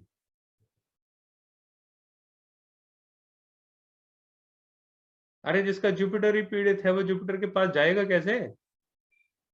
वो तो उसी का एंटी होगा ना। जिसका बृहस्पति खराब है, वो बृहस्पति के पास क्यों जाएगा? तो एक वो कहा गया, गुरु गोविंद दो खड़े काके लागू पाए। उसका जवाब यह है कि गुरु को ही मान लो, है ना? मुझे पूरा याद नहीं इस समय में, क्योंकि बृहस्पति ही है जो सारों को कंट्रोल करता है, देवताओं तक को वो कंट्रोल करता है। तो देवताओं के गुरु हैं बृहस्पति। अगर आपने अपना बृहस्पति ही खराब कर लिया, अब आपके जीवन में सुधार करने वाली कोई ताकत नहीं है। आपको आपके जीवन में टीचर अच्छे मिले, बुरे मिले, कैसे भी मिले, वो अलग बात है, वो आपकी किस्मत है। लेकिन अगर आप किसी टीचर की बुराई करते हो तो जुपिटर आपका खराब हो रहा, उसका नहीं हो रहा। करते हो, करो। कब करोगे पता है? जब आपका राहु बोलेगा, क्योंकि बुराई सिर्फ राहु के पास है। किसकी? देवताओं की, देवताओं के गुरु की। तो राहु की दशा में जब कोई गुजर रहा हो तो उससे कहो ना तुम्हारा शनि खराब है। मेरे साथ हुआ ये, ऐसा मैं बताता हूँ आप लोगों को अपनी बात। मेरा जब राहु की दशा चल रही थी, बहुत खराब समय था, तो उस समय में कोई मुझे कहता था ना तुम्हारा शनि खराब है, तो मैं कहता था मेरे से दूर है, मैं तेरे सर पे चढ़ के बैठ जाऊंगा, मैं ही शनि बन जाऊंगा तेरा। मंदिर मंदिर जाने की तो बात ही छोड़ दो, काय का भगवान, कौन भगवान, मंदिर भगवान को मानता ही नहीं राहु। राहु की दशा में ऐसे ही होता है हर कोई। लेकिन राहु की दशा खत्म होते ही जुपिटर की दशा शुरू हो जाती है। अब अगर आपका समय अच्छा है, मतलब जुपिटर अच्छा है, तो ये आपके ट्रांसफॉर्मेशन का समय है। अब आपका जीवन बदलने वाला है। जो इंसान कल तक भगवान को नहीं मानता था, अब वो भगवान के गुणगान शुरू करेगा। क्यों करेगा? अब उसका बृहस्पति बोल रहा है और बृहस्पति अच्छा है। तो राहु खराब है तो देवता को गाली देगा, भगवान को गाली देगा। लेकिन बृहस्पति अच्छा है तो वही इंसान बृहस्पति की दशा में भगवान के गुणगान गाने लग जाएगा। This is called transformation. और आप लोगों ने ऐसे बहुत लोग देखे होंगे। एस्ट्रोलॉजी में ज्यादातर लोग ऐसे ही होते हैं जो पहले इसको नहीं मानते और बाद में इसी को सीख के आ जाते हैं। आप लोगों में से भी बहुत सारे ऐसे होंगे। यही तरीका है। और ये बहुत अच्छे स्टूडेंट होते हैं। जो लोग पहले नहीं मानते और बाद में मान जाते हैं, ये सबसे अच्छे एस्ट्रोलॉजर बनते हैं। क्योंकि ये जिस बुरे फेज के भोगी हैं ना, वो और कोई नहीं समझ सकता। और इसके जो फॉर्मूले हैं वो टेस्टेड होंगे। ये ऐसी किसी की बात तो मानने वाला है नहीं। तो पहले जानेगा, समझेगा, स्टडी करेगा। अगर उसको फॉर्मूला मिल गया तो वो कहेगा हाँ ठीक है, ओके। नहीं तो ये मानता भी नहीं। ज्यादातर ज्योतिष ऐसे ही होते हैं। पहले खुद धक्के खाते हैं और उसके बाद खुद पंडित बन जाते हैं। क्यों? क्योंकि जब किसी के पास गए तो किसी ने सोल्यूशन नहीं दिया। अरे सोल्यूशन कैसे मिल जाएगा? तुम्हारा समय खराब था तो तुम्हें सोल्यूशन मिलना ही नहीं था। मुझे भी नहीं मिला। वो जो लोग जानते थे वो गलत थोड़ी थे, मेरा समय गलत था। तो समय जब सही आएगा तो आप, मैंने जो सीखा वो ऐसे ही सीखा। जब मुझे किसी से सही आंसर नहीं मिला तो मैंने कहा चलो मैं खुद ही सीख लेता हूँ। और सीखते सीखते सीखते सीखते मुझे पता नहीं था कि मैं यहां तक पहुंच जाऊंगा। ये कभी नहीं प्लान किया था। This is all happened. मैंने कभी नहीं, मैंने जब पहली बार क्लास करी थी तो मेरी वाइफ ने मुझे बोला था यार कमाल हो गई, मैं कभी सोच भी नहीं सकती कि तुम पढ़ा भी सकते हो। She was surprised. जब मैंने पहली बार रेकी की क्लास करी थी, मेरा पहला अफेयर जो है मेरा वो रेकी के साथ है। आज भी उसने कभी यकीन नहीं किया था कि ऐसा भी हो सकता है कि तुम ऐसा सब्जेक्ट जो अभी कुछ दिनों पहले तुमने सीखा है तुम वो पढ़ाना शुरू कर दोगे। तो वहां से मैं स्टार्ट हुआ। ज्योतिष कहाँ से हमारे साथ जुड़ी है, जब तक आप इसका यकीन नहीं कर पाओगे आप ज्योतिष सीखोगे कैसे? आपके लिए वो 7 प्लेनेट और 7 डॉट्स और 12 खाने रह जाएंगे। आपको पता ही नहीं वो जुड़ता आपके साथ कैसे। और इतना ज्यादा जुड़ा हुआ है कि आप अपने आसपास देखोगे ना तो each and every day of your life is run by your planets only. इसीलिए ज्योतिष में आप आज क्या होने वाला है इसकी प्रिडिक्शन भी कर सकते हो। अगर ऐसा है तो इसका मतलब है you are govern by your planets ना। नहीं तो आप ये कैसे कैलकुलेट कर पाते हैं? एक मेरे पास आए हुए थे, उन्होंने पूछा मेरी नौकरी नहीं लगी, आपने कहा था 1 महीने में नौकरी लग जाएगी। मैंने ऐसे ही बैठे बैठे पत्री खोली, मैंने कहा यार आज फोन आना चाहिए। कह रहे नहीं जी आज तक तो आया नहीं। वो मेरे ऑफिस से निकल के गए, 2 घंटे बाद मुझे फोन आया, सर आपके यहाँ से निकलते ही कंपनी से फोन आ गया था और उन्होंने हाँ कर दिया। और मैंने 2 घंटे पहले उनको बोला आज फोन आना चाहिए। ये कोई बहुत बड़ी बात नहीं है, बहुत आसान है। फॉर्मूला एक्यूरेट होना चाहिए बस। जो आपको पढ़ाया जा रहा है वो कितना एक्यूरेट है। कल क्लास में एक डिस्कशन हो रहा था, मैं आप लोगों के साथ थोड़ा सा शेयर करता हूँ। आज की बात है, सुबह, आज सुबह वाली क्लास में हमारी पत्री में जुपिटर और राहु का एक रिश्ता है अगर, तो हम उसको लाइफ में कैसे देखेंगे? जुपिटर जातक खुद है, माई सेल्फ इज जुपिटर, ठीक है। और राहु क्या है? मृत्यु का कारक। पत्री में अगर जुपिटर, और ये चीज थोड़ा सा अगर किसी की याद हो या आपके आसपास किसी की ये इवेंट आपने देखी हो तो मेरा चार्ट में लिखना, मैं आप लोगों के साथ बात करना चाहूंगा इस पे। और भी कई तरीके हो सकते हैं लेकिन अभी जो सिंपल तरीका है, क्योंकि आज पहला दिन है, मैं आप लोगों को थोड़ा सा एक आइडिया दे रहा हूँ। ये जुपिटर कहीं पे भी हो सकता है। अभी हम उसको नहीं गिन रहे कि ये कहाँ पे है। It can be in any house. मेरे को चौथे में लगा तो मैंने रख दिया। और दूसरा जो प्लैनेट है राहु महाराज, वो यहाँ पे है। ये आप लोगों को इतना तो पता ही होगा ना कि पहला घर, दूसरा घर, तीसरा घर। आई होप ये इतना तो सबको ही पता होगा। ये जुपिटर राहु का योग है आपकी पत्री में। आप लोगों में से भी किसी की पत्री में हो सकता है। तो घर का नंबर, हाउस नंबर कौन सा हुआ? ये 3 और ये 4 और ये हो गया 5। आपकी पत्री में जुपिटर के पीछे राहु है। राहु मृत्यु है, जुपिटर जीवन है, और दोनों आसपास हैं। कंफर्म है ना? आसपास है ना? तो ये जुपिटर इस राहु को क्रॉस करके आ गया कि नहीं आ गया?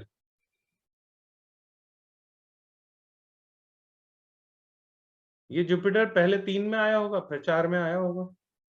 तो ये जुपिटर 3 को क्रॉस करके 4 में आया ना? ठीक है। जिसका भी जुपिटर ऐसे 3 को पार करके 4 में आया, ये किसी भी हाउस में हो सकती है इवेंट। अगर किसी की पत्री में ये योग है तो ड्यूरिंग प्रेगनेंसी, जब वो पैदा हुआ तो उसकी मदर को लाइफ थ्रेट हुआ होगा।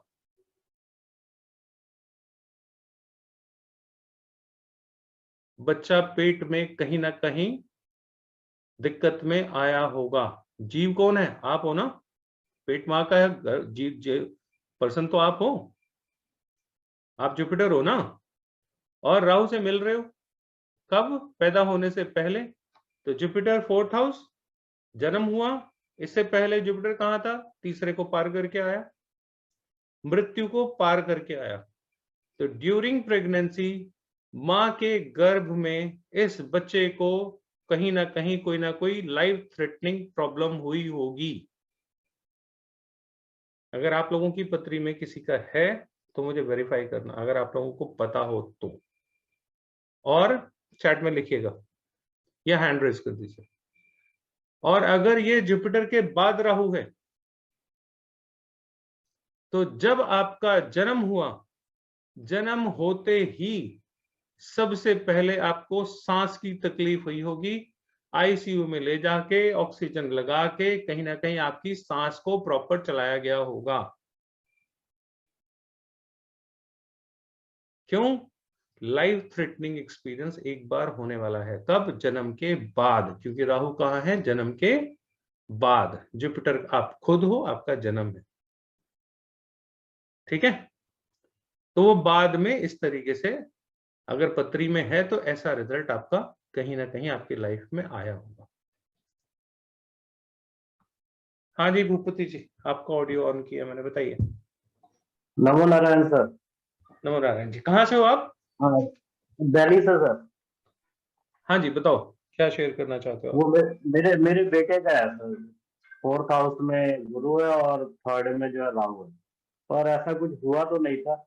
एक्चुअली हम गए थे वाइफ और मैं डॉक्टर के पास चेकअप के लिए।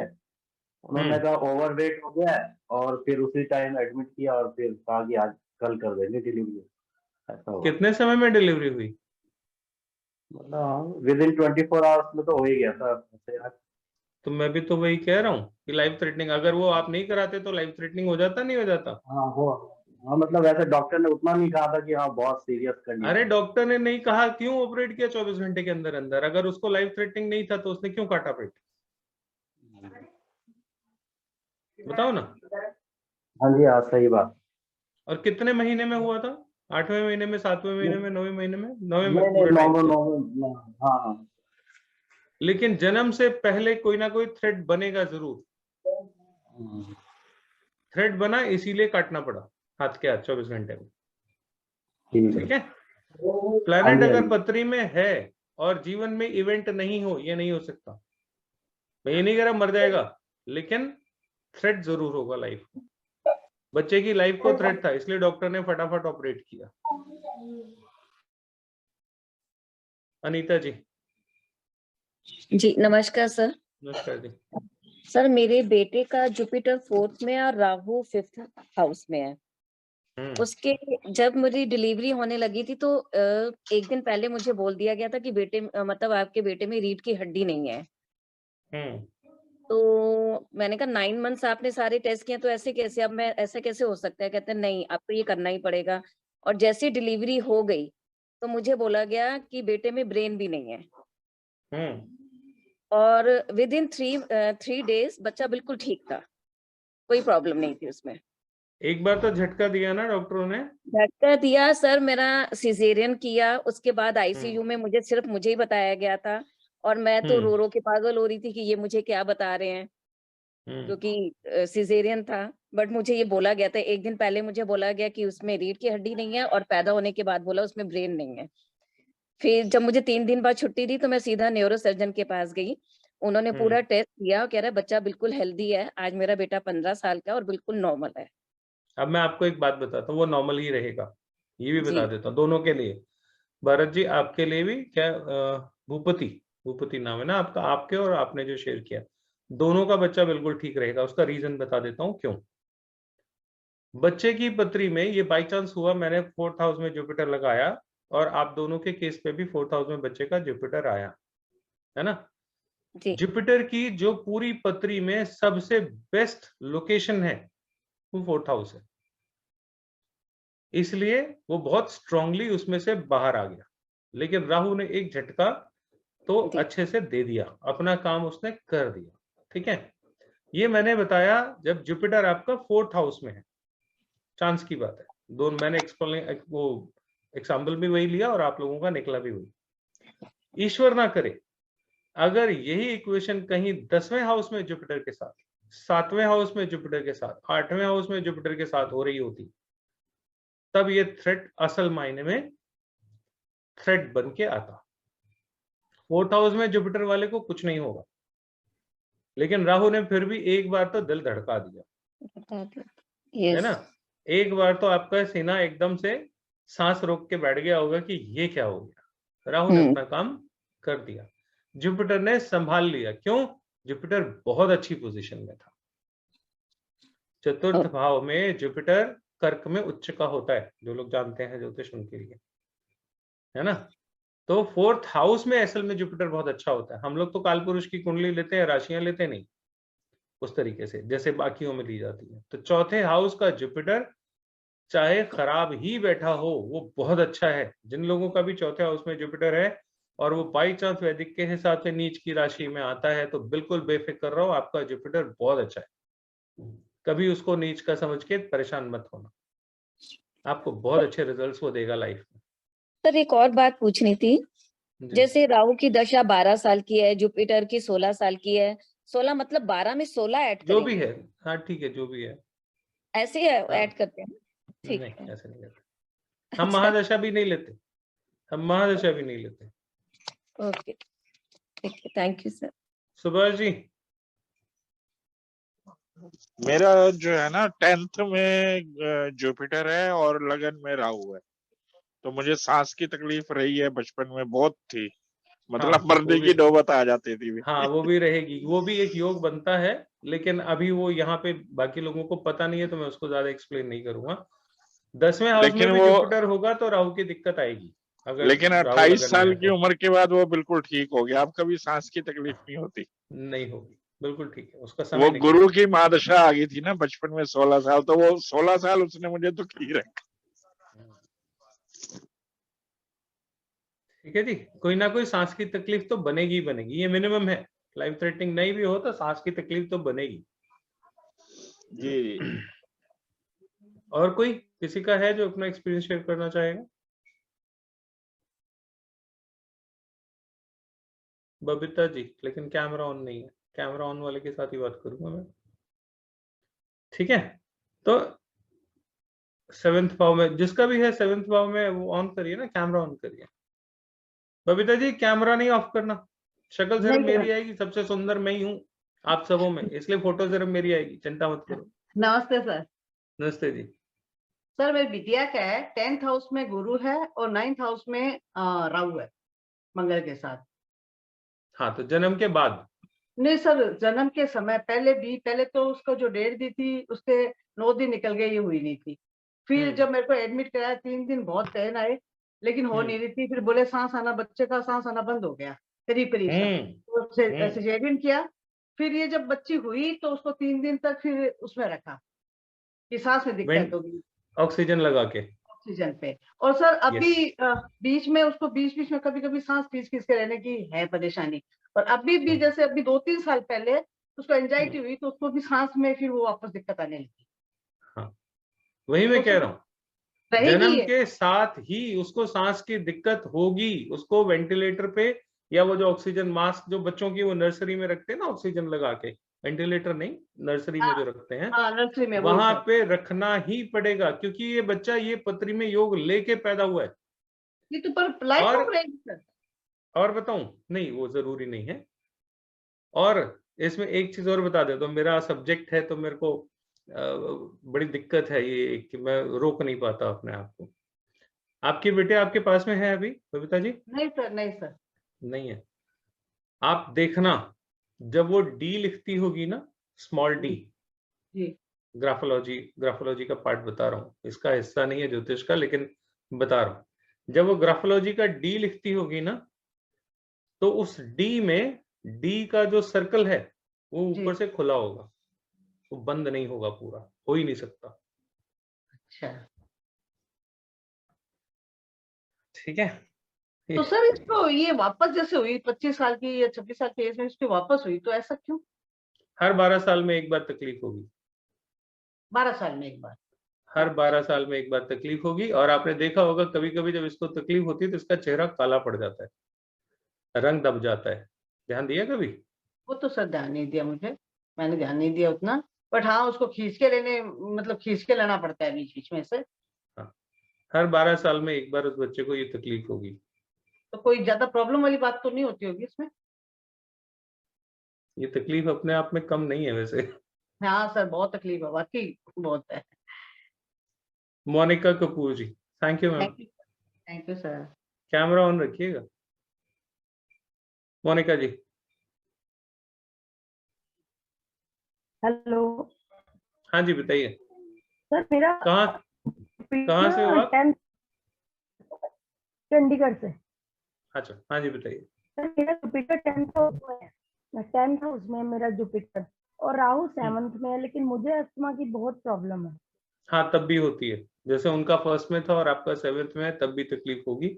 अभी ये वो इक्वेशन बता रहा हूँ जो बहुत सिंपल है, सबको समझ में आ जाए, है ना, इसलिए मैं बहुत आसान वाली चीज बता रहा हूँ। होगी, तब भी होगी, तब भी होगी, पक्का है होगी। सर अगर राहु और जब वो आपके पेट में, जब आपके पेट में थी तब भी तकलीफ हुई थी, लेकिन वो तकलीफ बाई चांस इतनी बड़ी नहीं थी कि कोई लाइफ थ्रेटनिंग हो।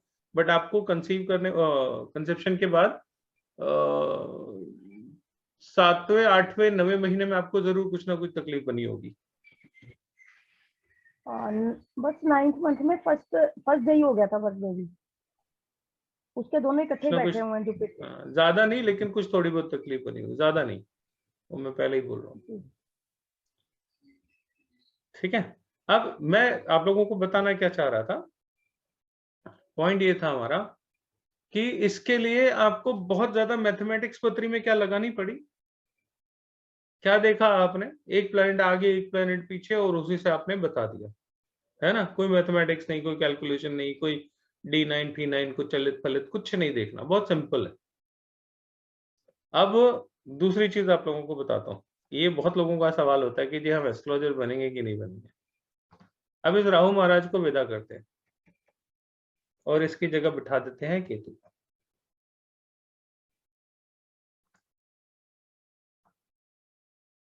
जुपिटर से पहले केतु है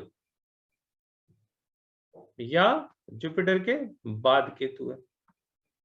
पहले राहु आगे पीछे था, अब हमने जुपिटर केतु के साथ लगा दिया। जुपिटर के पीछे केतु है।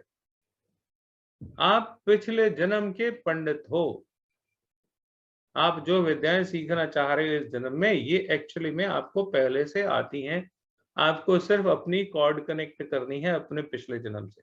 यू आर अ बॉर्न पंडित। पंडित का मतलब होता है यहाँ पे किसी भी चीज में आपकी नॉलेज एक्सटेंसिवली बहुत ज्यादा हो, है ना। तो ये जुपिटर केतु क्या बताता है, आप ज्ञान के मामले में, जुपिटर ज्ञान है, आपको पहले पिछले जन्म से ही बहुत सारी नॉलेज है। ऐसे लोगों को ज्यादा सीखना नहीं पड़ता, ये सीखे सिखाए होते हैं, सिर्फ इस जन्म में उनको उन चीजों से रिकनेक्ट करना होता है। और अगर ये केतु महाराज बाद में आ गए तो बॉस एक चीज आप लिख के रख लो, चाहे ये केतु यहाँ पे हो, चाहे ये केतु यहाँ पे हो, और चाहे यहाँ पे हो, ये दोनों घर खाली होने चाहिए।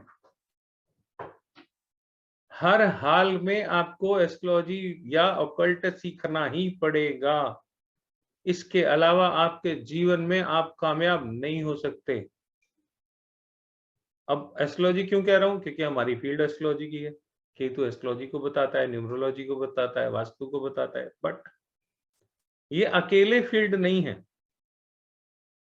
जो केतु के फील्ड है। केतु के और बहुत सारे फील्ड है, जैसे वकील भी केतु बनाता है, चार्टर्ड अकाउंटेंट भी आपको वकील केतु बनाता है। तो ऐसे केतु के और बहुत सारे प्रोफेशन हैं, लेकिन हम लोग ऑकल्ट वाले हैं ना, तो हमें लगता है केतु में सिर्फ यही चलता है और कुछ चलता नहीं। अगर आपके जुपिटर के आगे एक घर दो घर छोड़ के केतु है, आप लिख के रख लो अपने पास, जब तक आप एस्ट्रोलॉजर नहीं बनोगे, अगर यहां तक आई गए हो, तब तक आपके जीवन में कुछ अच्छा, कुछ इंपॉर्टेंट, कुछ बहुत अचीवेबल, जिसको आप समझते हो कि मुझे ये लाइफ में अचीव करना चाहिए, वो अचीव नहीं होगा जब तक आप इन चीजों को सीखोगे नहीं। हो सकता है आप 10 साल से सीख रहे हो, चाहे न्यूमरोलॉजी सीख रहे हो, चाहे एस्ट्रोलॉजी सीख रहे हो, कुछ भी, एनीथिंग रिलेटेड टू ऑकल्ट, है ना। एस्ट्रोलॉजी का मतलब नहीं है कि मैं एस्ट्रोलॉजी सिखा रहा हूं इसलिए मैं तो कहूंगा एस्ट्रोलॉजी सीखो, लेकिन अगर जुपिटर के आगे केतु है तो आपकी डेस्टिनी तय है। एक आसान सा सूत्र और बताता हूं, आप सबका लगेगा वो 100, और बीएनएन के सूत्र जो मैं बताऊंगा ना पूरे कोर्स में 100% मैच करेंगे। आज मैं सिर्फ आप लोगों को इतना दिखाने की कोशिश कर रहा हूं कि ये कितनी आसान विधा है। अपने अपनी पत्री के जुपिटर को ध्यान से देखिए, अगर नहीं पता तो अपनी पत्री बनाइए, अभी के अभी ऐप में बना लीजिए, नहीं तो सबको इतना तो बेसिक पता ही होगा। यही है भूपति, यही है बच्चा, इसी की बात हो रही थी।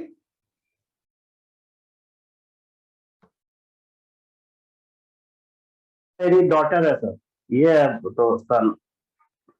अच्छा ये है, हाँ वो तो डॉटर है मेरी डॉटर क्या है सर, 6th हाउस में जुपिटर और 5th में केतु है। इसको जुपिटर जंक के फूड साथ बोलो, मना करे। जिसका छठे में जुपिटर है हाँ, उसको नहीं, बोल जंक फूड नहीं खाया करे। बिल्कुल नहीं खिलाता, और जुपिटर के साथ मून भी है। अभी तो कंट्रोल कर लो थोड़ा सा, थोड़ा बड़ा होने दो, फिर देखना चुपचाप जाके चिप्स का पैकेट खा के आएगी और आप रोक नहीं सकोगे। नहीं खाना बेटा, बिल्कुल नहीं खाना, है ना। अपनी अपनी पत्री में अपने अपने जुपिटर को देखिए।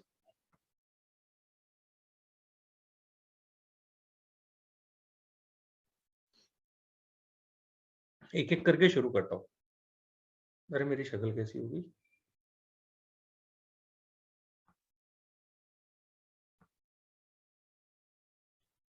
जुपिटर के आगे पहला प्लैनेट कौन सा है वो नोट करिए। आपकी पत्री में जुपिटर के बाद एक घर खाली हो सकता है, 2 घर खाली हो सकता है, 3 भी खाली हो सकते हैं, उसके बाद कौन सा प्लैनेट है, कोई तो होगा, है ना। ध्यान से देखिए और नोट करिए, और जो मैं बता रहा हूं मुझे बताइएगा आप कैसे इंसान हो। जुपिटर के आगे सन जिसका है जरा चैट में लिखो। आज लोग ज्यादा है असल में, तो मैं चैट में लिखवा रहा हूँ, नहीं तो नॉर्मली जो क्लास होती है उसमें हमारा इंटरेक्टिव रहता है, ऑडियो सबके खुले रहते हैं, एंड मेरे बच्चे सारे बड़े डिसिप्लिन है, किसी का फालतू का नॉइज नहीं आता। लिखिए चैट में, जुपिटर के आगे सन किसका है। जिन लोगों के सामने जुपिटर के आगे सन है, इन लोगों को लाइफ में प्रायोरिटी या इनकी जो अपने को समझाने की, अपने बारे में दुनिया को बताने की जो एक वो होता है ना कि मेरे बारे में लोग क्या सोचेंगे, ये हमेशा सिर्फ एक ही बात सोचेंगे, भाई कुछ भी हो जाए इज्जत नहीं खराब होनी चाहिए, कमिटमेंट पूरा होना चाहिए, अपने मान सम्मान के आगे पैसे का नुकसान कोई नुकसान नहीं है। रिस्पेक्ट सबसे बड़ी चीज है। क्यों? जुपिटर को सामने कौन दिख रहा है? सन दिख रहा है ना? तो उस बंदे का बेसिक कैरेक्टर क्या होगा? वो हमेशा अपनी मान सम्मान इज्जत के बारे में ही ध्यान रखेगा। वो कभी किसी को भी अपने मान सम्मान के लिए चोट पहुंचाता नहीं देख सकता। वो हमेशा वो काम करेगा जिसमें उसकी इज्जत बनी रहे। कोई ऐसा काम कभी नहीं करेगा जिससे उसकी इज्जत खराब हो, चाहे उसके लिए कुछ भी करना पड़े। बाकी हैंड डाउन कर लीजिए एक बार सब लोग, और जिनका सन जुपिटर के सामने है वो ऑडियो ऑन करें। उनका ऑडियो मैं ऑन करता हूं। बाकी हैंड्स डाउन कर लीजिए सब लोग। सन जिसका आगे है, अमृता जी, आपका सन आगे है मैम जुपिटर के बाद? अनीता जी आपका है? जिनका यस है वो ऐसे हाथ उठा दें। हाँ यस। एक मिनट हेमा जी, इसके बाद हाँ जी बताइए। हाँ है। जो थोड़ा और एक्सप्लेन सूर्य करिए, और थोड़ा बाकियों केतु, को भी समझ में आए। सूर्य और केतु दोनों है। अरे अब तो फिर तो बात ही और ज्यादा बड़ी हो गई। बोले अब तो मान सम्मान के लिए कुछ भी करना पड़ेगा, करेंगे। केतु भी साथ आ सर है ना? ये तो है, मैं नहीं कर सकती किसी को। एक चीज देखी और इंसान का कैरेक्टर सामने आ गया। उसकी प्रकृति क्या है, उसका नेचर क्या है, उसका बिहेवियर क्या है, वो किस चीज को प्रायोरिटी देता है। वो सिर्फ मान सम्मान को प्रायोरिटी देता है, उसके लिए और कोई चीज दुनिया में मायने नहीं रखती। Am I right? उसके लिए आपको कुछ भी करना पड़े ना? नहीं ऐसा तो नहीं, पर हाँ लेकिन मेरे को ये तो रहता है कि हाँ किसी को मैं वो नहीं, दुखी नहीं करूँ, ये तो रहता है। और जैसे सर अब गुरु के साथ से ना केतु भी है, तो ये ऑकल्ट में करेगा ज्यादा। आपका उसके बिना गुजारा नहीं है ना, केतु आ गया साथ में तो फिर तो गुजारा ही नहीं है लेकिन उसके बिना। कर तो नहीं पाती हूँ मैं। आ जाएगा, समय आएगा तो कर ही लोगे। जिस दिन कोई टीचर अच्छा मिल जाएगा कर लोगे। हेमा जी, सन है ना जुपिटर के आगे? पहले है, मतलब जैसे गुरु के पहले। नहीं पहले नहीं, बाद में। अच्छा चलो उसका भी बता देता हूँ। मतलब उसके पहले कोई भी प्लैनेट्स नहीं है 3 हाउसेस में। पहले नहीं, मैं बाद में कह रहा हूँ, जुपिटर के बाद। जुपिटर के बाद सूर्य है 11th हाउस में है।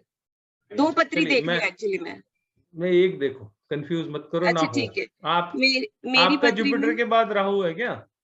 जुपिटर के बाद राहु भी है, मतलब एकदम नेक्स्ट हाउस में नहीं है। नेक्स्ट हाउस में तो शनि है। चल नहीं, आप कंफ्यूज हो रहे हो, रुको थोड़ी देर में बात करते हैं आपसे। अभिषेक पांडे जी, आपने हाथ उठाया, आपका जुपिटर के बाद सन है सर? यस है तो हाथ उठाइए, फिर मैं ऑडियो ऑन करता हूँ। जिसका भी है ऑडियो ऑन करूंगा तब जब हैंड रेज करोगे। कमलेश मेहता जी। हाँ सर, हाँ जी। 9th में जुपिटर है, 10th में सूर्य है।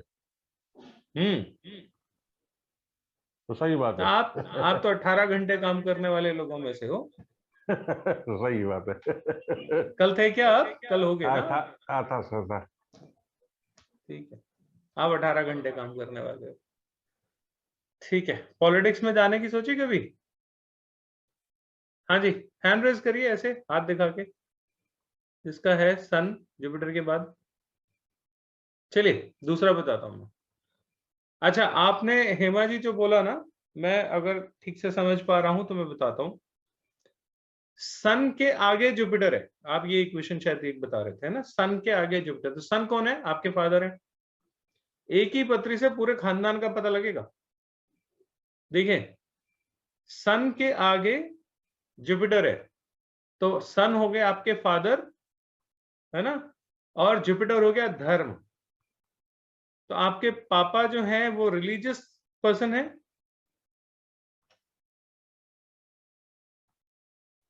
मेरे हस्बैंड के फादर जो भी हैं, फादर हाँ, तो फादर ही है ना। हाँ। रिलीजियस पर्सन है, थोड़े हैवी, थोड़ा बल्कि हैं? अब नहीं रहे, लेकिन एक जमाने में हुआ करते थे। ठीक है, कैसे निकाला? सन पापा देख के इसको रहे जुपिटर को, तो जुपिटर क्या हो गया, ज्ञान या धर्म। तो पापा कैसे होंगे, धर्म की तरफ देखते होंगे, उनके लिए धर्म बहुत बड़ी चीज होगी, उनके लिए इंपॉर्टेंस वही होगी। तो पापा धार्मिक हैं, सन जुपिटर के साथ। कैसे, सन के आगे जुपिटर। मैं जुपिटर के आगे सन पूछ रहा था, इसका वाइस वर्सा भी हो सकता है। देखने की टेक्निक समझ में आ रही है कितना आसान है। जुपिटर मैंने इसलिए कहा था क्योंकि जुपिटर तो हम खुद हैं, है ना। तो अगर मैं किसी प्लैनेट को देख रहा हूं तो मेरा नेचर वैसा हो जाएगा। जैसे मान लीजिए सन के आगे मून है, तो ऐसा आदमी जिंदगी में यात्राएं करना बहुत प्रेफर करेगा। जिसका सन के आगे मून है वो लिखिए जरा चैट में, moon next to sun, sorry next to Jupiter, Jupiter के आगे चंद्रमा, जुपिटर के आगे चंद्रमा होगा। ऐसे लोगों को यात्राओं का बहुत शौक होगा, खाने पीने का बहुत शौक होगा, और इमोशनल होंगे। खाना बनाने का बहुत शौक होगा, बनाने का भी, कुकिंग का भी, ठीक है। और इमोशनल होंगे, बोलते बहुत अच्छा होंगे। और मैं ये बता रहा हूं तब जब जुपिटर के आगे चंद्रमा, हो सकता है जुपिटर से वेरी नेक्स्ट हो, उसके भी नेक्स्ट हो, उसके भी नेक्स्ट हो, या उसके भी नेक्स्ट हो, लेकिन बीच में कोई और प्लैनेट नहीं होना चाहिए। कंडीशन सिर्फ ये है, ठीक है। किसका है, सिद्धार्थ जी, सिद्धार्थ नाम है ना, हाँ बताइए सिद्धार्थ जी।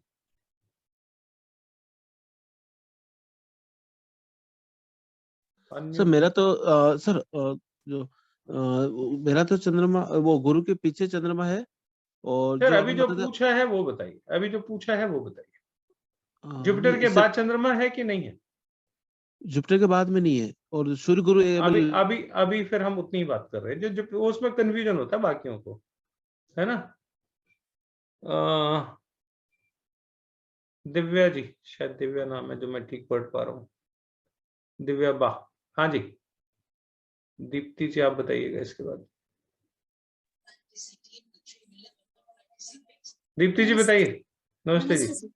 हाँ जी। मेरे 6th हाउस में गुरु है, जुपिटर है, और 8th हाउस में आपका चंद्रमा और सूर्य दोनों है। हाँ एक साथ। बहुत बढ़िया। अच्छा और अगर एज के हिसाब से देखूं तो गुरु अभी 2nd हाउस में, सॉरी 3rd हाउस में आ रहा है एज के हिसाब से। अच्छा एक बार बताओ, आपके घर वाले जो भी हैं आपकी फैमिली में, वो आपके बारे में क्या बोलते हैं? बहुत डांटती है, अथॉरिटेटिव बहुत है, अथॉरिटेटिव बहुत हो आप। नहीं है सर, ऐसा तो नहीं है। मैं सबसे छोटी हूँ अपने घर में सर, तो मैं क्या किसी का था वो करूंगी। छोटी हो तो क्या हो गया, ग्रह तो बहुत बड़े वाले लेके बैठे हो। ऐसे लोग अथॉरिटेटिव बहुत होते हैं और अपनी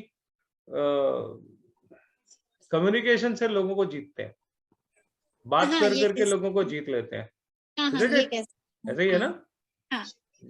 अथॉरिटेटिव ये है कि है रिस्पेक्ट रख करके मैं बात करती हूँ, किसी को बुरा भी नहीं लगे और मैं अपनी बात भी कह, ऐसा है। नहीं, आपने ध्यान नहीं दिया। आप बात करते हो ना तो आप ऐसे बोलते हो, जब तुमको बोला ये करो तो करो। नहीं सर, ऐसा नहीं। ऐसा नहीं बोलते? नहीं सर, ऐसा नहीं। जबरदस्ती किसी को वो नहीं करती मैं। तो फिर कहीं सॉफ्ट प्लैनेट कोई साथ साथ आ रहा होगा इसका मतलब। अच्छा चंद्रमा भी वहां पे है ना।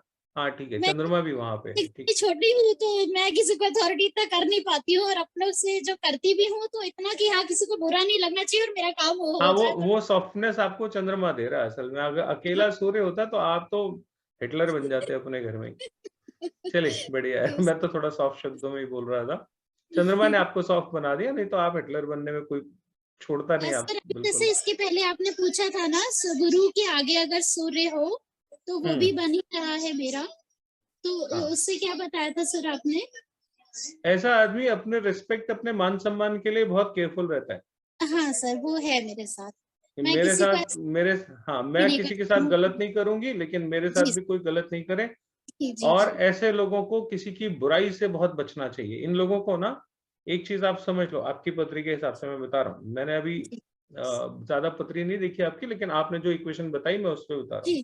जी। आपकी जिंदगी में जो सबसे अच्छा प्लैनेट है या जो सबसे अच्छी चीज है वो तब होगी जब आप कभी भी किसी की भी निंदा नहीं करोगे। जी आप सर, ये समझ लो। जी। अगर आप कभी भी किसी की निंदा करना शुरू कर दोगे तो आपका बैड टाइम शुरू हो जाएगा। जी सर, नहीं वो मैं ठीक है? करती भी नहीं सर। हाँ कभी नहीं करना, जी कभी भी नहीं करना।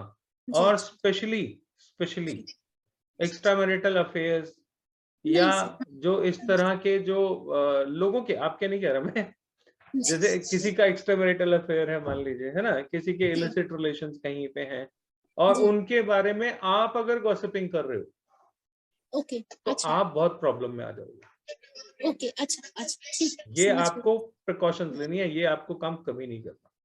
जी ठीक सर है? ठीक है, जी जी। सर इसी बहुत के बढ़िया। आगे केतु भी है। एक बार आपके जीवन में जरूर ऐसा हुआ होगा, अब पता नहीं आप हाउसवाइफ हो, वर्किंग हो, क्या हो?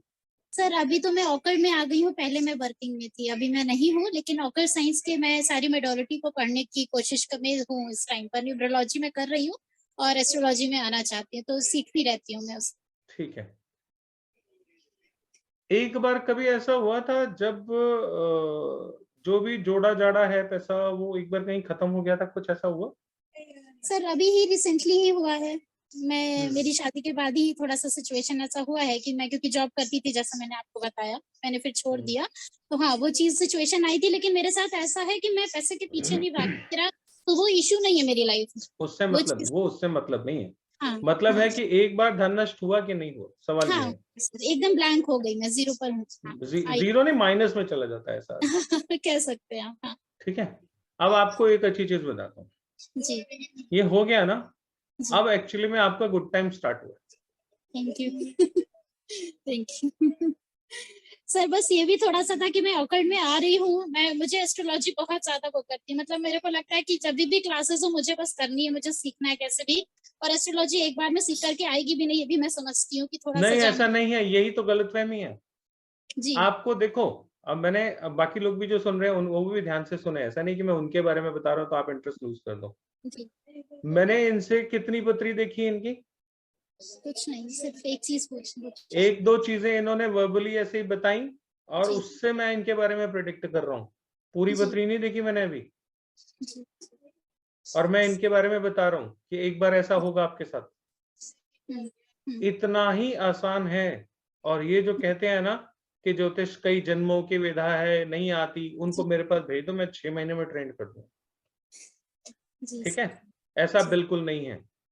जी एक चीज समझो, एक बार क्या हुआ, एक वो थे साधु महाराज थे, गंगा किनारे उन्होंने सारा जीवन बिताया।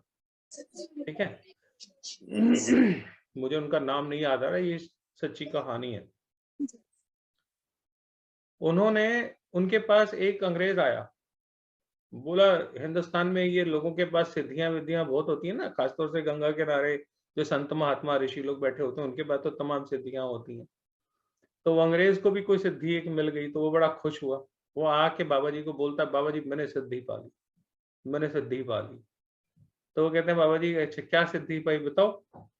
तो बोला जी ये जो आप गंगा जी देख रहे हो ना, गंगा जी पार करने के लिए आप यहाँ से वहां नाव लेके जाते हैं, मैं इस पर पैदल चल के जा सकता हूँ, पानी के ऊपर चल सकता हूँ।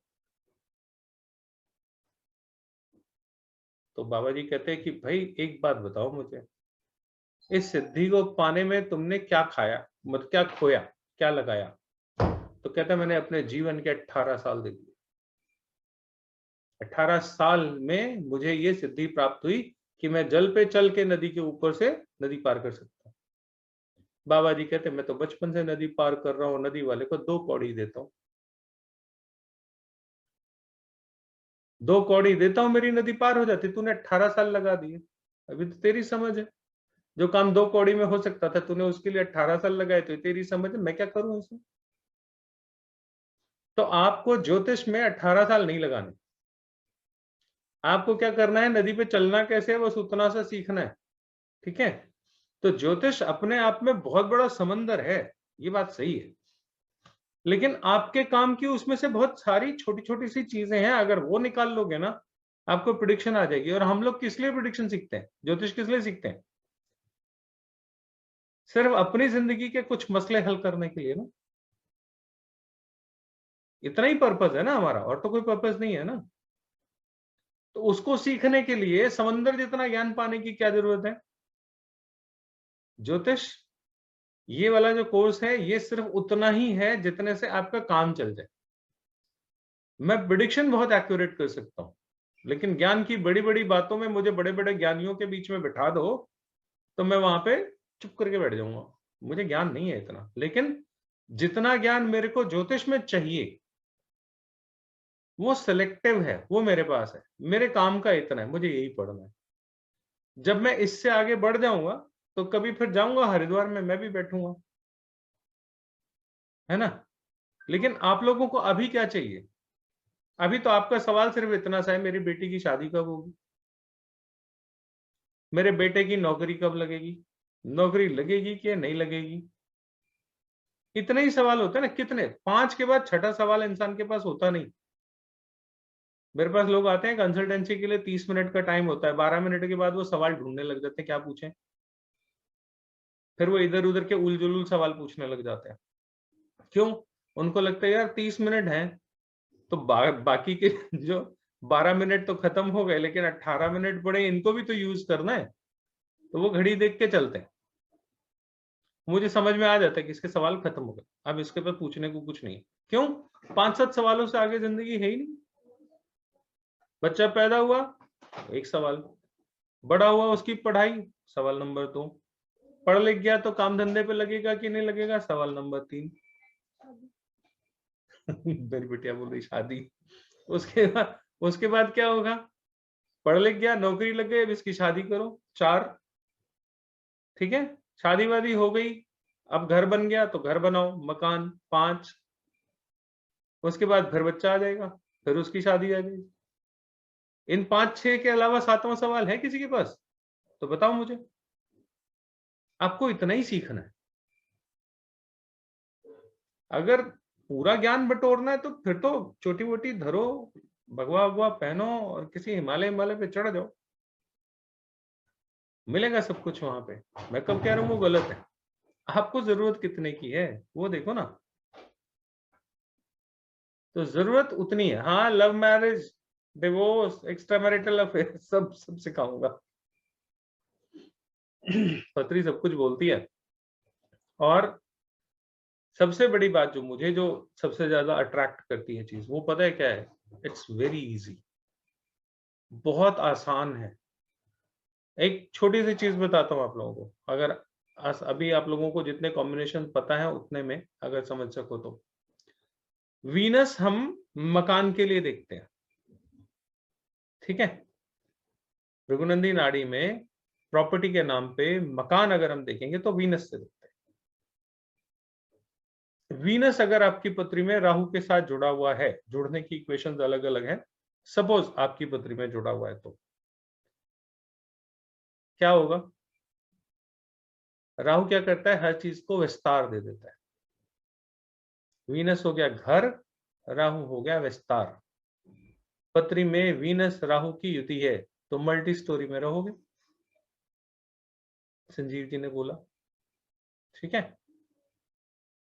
आपके मकान के आजू बाजू में खाली मैदान होगा, चाहे वो आपका हो चाहे वो सरकारी हो, सरकारी भी हो सकता है। खिड़की खोली, सामने पार्क है बड़ा सा, अपना नहीं, सोसाइटी का सही है तो है,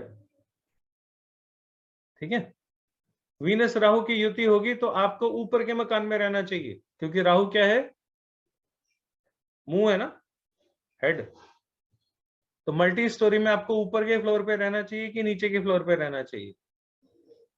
वीनस राहु की युति है तो आपको ऊपर वाले फ्लोर पे रहना चाहिए।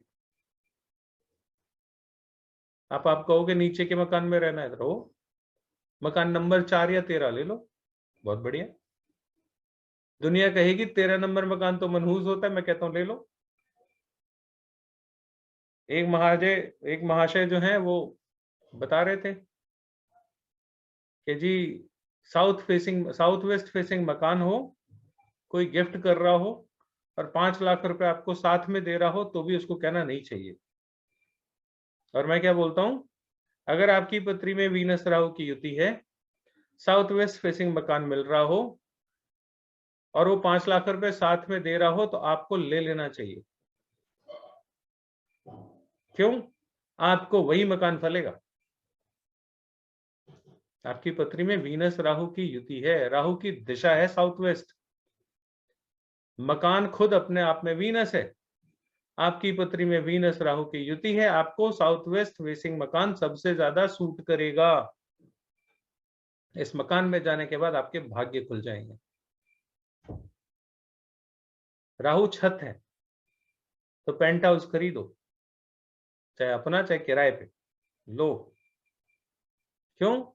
इतनी बड़ी जो छत मिलती है वो क्या करती है? आपके घर को विस्तारित करती है, आपके घर को एक्सटेंड करती है, एक्सपेंड करती है। तो वीनस राहु की युति आपको फार्म हाउस दिलाती है। फार्म हाउस क्या होता है? बीच में छोटा सा एक कंस्ट्रक्टेड एरिया और आसपास बड़ी सी जमीन। वीनस राहु की युति। अगर आपकी पत्री में वीनस राहु की युति है तो एसयूवी आपके घर में आएगी ही आएगी, बड़ी गाड़ी आएगी। क्यों? वीनस है गाड़ी, राहु क्या करता है? गाड़ी को बड़ा करता है। तो आपके पास 4 पहिए वाली नहीं 6 पहिए वाली गाड़ी भी आ सकती है, लेकिन पर्सनल यूज के लिए 6 पहिए की गाड़ी तो नहीं आती, लेकिन हाँ 7 सीटर आती है ना? तो 7 सीटर कार आपकी आएगी। क्यों आएगी? आपकी पत्री में वीनस राहु की युति है। वीनस अगर किसी भी तरीके से बुध के साथ बैठा है, बुध की राशियों में बैठा है, तो जिंदगी में 2 मकान बनेंगे, गारंटीड है, लिख लो। क्योंकि बुध कहता है मैं एक तो दूंगा ही नहीं, बुध कहता है मैं 2 दूंगा, चाहे सोच हो, चाहे विचार हो, चाहे मकान हो। वीनस घर है, जुड़ गया किससे? बुध से, 2 से। ठीक है? तो क्या होगा? आपके 2 मकान होंगे, गाड़ियां 2 होंगी, एसयूवी भी 2 होंगी। कब होंगी, कैसे होंगी, वो भी बता दूंगा। मेरे एक स्टूडेंट है, अभी उनका योग बना हुआ था, पत्री में क्लास चल रही थी। मैंने कहा भाजी योग बना हुआ है, मकान खरीद रहे हो? कह रहे नहीं यार मकान कहाँ खरीदना। मैं गाड़ी खरीद रहे हो? नहीं नहीं जरूरत ही नहीं है। उनका भाई रहता है यूएस में, दोनों भाइयों में आपस में बात हो रही थी ऐसी। तो उसने बोला यार वो चन्नी है ना, चन्नी ने पिछले साल एसयूवी खरीदी थी, लेकिन इस साल उसको बेचनी पड़ रही है, कुछ चक्कर है, उसको बेचनी है। वो कहता है कितने की बेच रहा है? कह रहा है 10 लाख रुपए की। वो भाई चन्नी को डायरेक्ट जानता था, उसने सीधा उसके अकाउंट में 10 लाख रुपए ट्रांसफर किए, बोले कुलजीत के यहाँ गाड़ी छोड़ देना। शाम को घर आया तो देखा घर में एसयूवी खड़ी हुई। कैसे? अब भाई ने पैसे भेज दिए यूएस से। योग बनाए तो गाड़ी आएगी। पत्री में योग है ना, गाड़ी आएगी। जिस समय में योग बनेगा आएगी। और मैंने उनको कहा था कि आपकी पत्री में योग बना, आएगी। कहना नहीं मैं तो सोच ही नहीं रहा, मैं तो सोच ही नहीं रहा। मत सोचो, ग्रह तो सोच के बैठा है, उसने देना है वो देगा। आपकी पत्री में बृहस्पति है जो कहता है बैठे बैठे ले ले बेटा जो कुछ लेना है। शनि कहता है हड्डियां गला तो दूंगा। क्यों? कर्म कारक है। बृहस्पति क्या है? बृहस्पति महाराज को आराम पसंद है। पत्री में चौथा घर क्या होता है? आराम का होता है। बृहस्पति कहाँ पे उच्च होते हैं? आराम के घर में, कर्क राशि में। पंडित जी को बस एक ही काम है, इज्जत दो, मान दो, सुख साधन संपत्ति दो और खाना दो। बृहस्पति जिसका अच्छा होगा वो खाने पे रुकता ही नहीं। चौथे घर का बृहस्पति, उसको सारे सुख साधन चाहिए। और जीवन में चौथे भाव में अगर किसी का बृहस्पति है, होने दो राशि कोई सी भी होती है, तो उसको उसके जीवन में सारे सुख सारी संपत्तियां उसको मिलेंगी। कुछ नहीं देखना ये है कि नहीं, वो है कि नहीं, ऐसा है कि नहीं, वैसा है कि नहीं। चौथे का बृहस्पति है ना, मिलेगा सब कुछ। नीच का है, होने दो, तब भी मिलेगा। ये जो नीच ऊंच की परिभाषा बना रखी है, ये सारा मिथ तोड़ दूंगा। कहते हैं सूर्य अगर बहुत अच्छा हो तो राजपाट में जाता है आदमी, नेता बनता है। ज्यादातर सूर्य नीच वाले लोग राजा बने बैठे हैं। दिखाऊं? आज आप लोगों को एक ऐसी चीज दिखाता हूँ जो आप लोगों ने शायद कभी सोची नहीं होगी।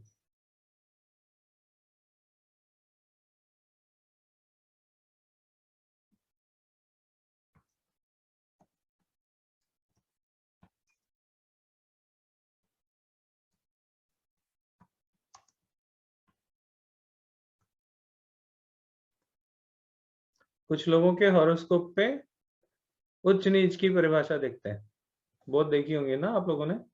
आज मैं दिखाता हूँ। अरे खुल जा भाई, पता नहीं कौन सी सॉफ्टवेयर है ये। एस्ट्रोसेज में सबसे बढ़िया आता है।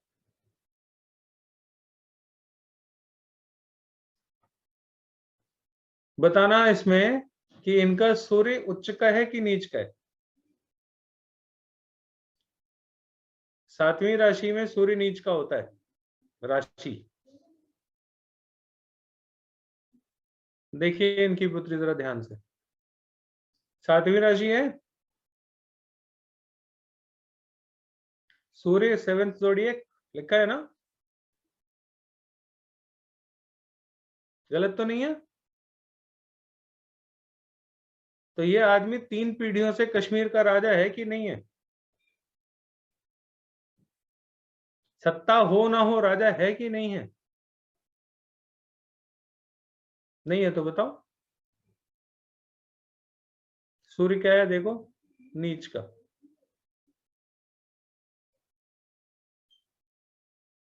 ऐसी और तमाम है, बहुत सारी पत्रियां ऐसी। जब हम क्लास में करेंगे तो ये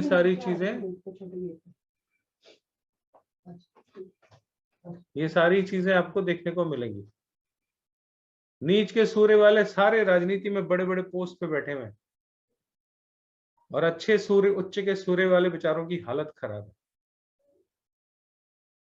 तो ये उच्च नीच की परिभाषा कहाँ गई? जो मर्जी पत्री लगा लेना, जो सूत्र बताऊंगा वो सूत्र लगेंगे, ना लगे ये पॉसिबल नहीं है। जैसा बता रहा हूं वैसा ही अप्लाई होगा, और मैं कभी नहीं कहता कि मेरी बात मानो, अप्लाई करो। योग लगेंगे पत्री में, जब लग जाए तो मेरी बात मानना, क्योंकि मैंने किसी से प्रोफेशनली ज्योतिष सीखा नहीं। मेरे पास पैसे ही नहीं होते तो मैं सीखूं कहां से। मुझे मजबूरी में सेल्फ स्टडी करनी पड़ी, क्योंकि मेरे पास ऑप्शन नहीं था। और तब पता लगा कि जो पढ़ाया जाता है वो कुछ और है, जो असल है वो कुछ और है। इसीलिए अच्छे अच्छे एस्ट्रोलॉजर प्रिडिक्शन नहीं दे पाते, या उनकी प्रिडिक्शन गलत निकलती है, क्योंकि उनके सूत्र गलत है। ज्ञान उनके पास बहुत है, इसमें कोई शक नहीं, लेकिन आपको उसके ज्ञान से क्या लेना देना। आप अगर एक एस्ट्रोलॉजर के पास गए हो ये पूछने के लिए कि मेरी संतान होगी कि नहीं होगी ये बताओ, और वो आपको ये कहे कि जी आपके मंगल पे शनि भारी है, ये उसको ऐसे देख रहा है, वो उसको वैसे देख रहा है, आपकी समझ में आएगा कुछ? कभी क्लाइंट बन के देखो ना। हमेशा एस्ट्रोलॉजर बन के बैठते हो, कभी क्लाइंट बन के बैठो, और आप जो भाषा बोल रहे हो वो उसके साथ बोल के दिखाओ। आपको समझ में आती है? नहीं आती तो फिर बोलते क्यों? लेकिन हमारे यहाँ सारे पंडित ऐसे ही बोलते हैं। सब कोई ना कोई ग्रह किसी ना किसी पे भारी और किसी पे हल्का, और किसी की किसी पे दृष्टि, ये करते रहते। ये हम एस्ट्रोलॉजर्स की दिक्कत है। मैं जब कंसल्टेंसी करता हूं तो इन शब्दों को जान के कभी भी इस्तेमाल नहीं करता। क्यों? क्योंकि मेरे साथ सारे यही इस्तेमाल हुए और मुझे कुछ समझ में नहीं आया। तो मैं ये सोचता हूँ कि यार जब मैं पूछता था तो मुझे नहीं समझ में आता था, आज ये पूछ रहे, इसे कैसे समझ में आ जाएगा? इसके बस का ही नहीं। वो अपनी परेशानी में है, तुम उसको ग्रह मंगल भारी करे जा रहे हो। आम लोगों तक पहुंचाने वाला ज्योतिष सीखो, जो उन तक पहुंचे, आप पहुंचा पाओ। बहुत ज्यादा टेक्निकल में जाने की जरूरत नहीं है। 18 साल तपस्या करके वैतरणी गंगा जी पार करने की जरूरत नहीं है। 6 महीने में पार कर जाओ, 2 कौड़ी कमाओ और पार कर जाओ। ज्यादा टेंशन लेने की जरूरत नहीं। ज्ञानी व्यानी बनना है तो फिर और बहुत लोग वो बना देंगे आप। मैं आपको प्रिडिक्शन करके एस्ट्रोलॉजर बना दूंगा, मेरा काम ये। ठीक है जी। अब मैं आज का सेशन हम लोग यहीं पे खत्म करके, कोई भी सपना साकार करने के लिए सबसे जरूरी है सही कोच का होना। चुनिए एस्ट्रो राजीव को और करे अपनी एस्ट्रोलॉजी वास्तु कंसल्टेंसी का सपना साकार। Download the app now.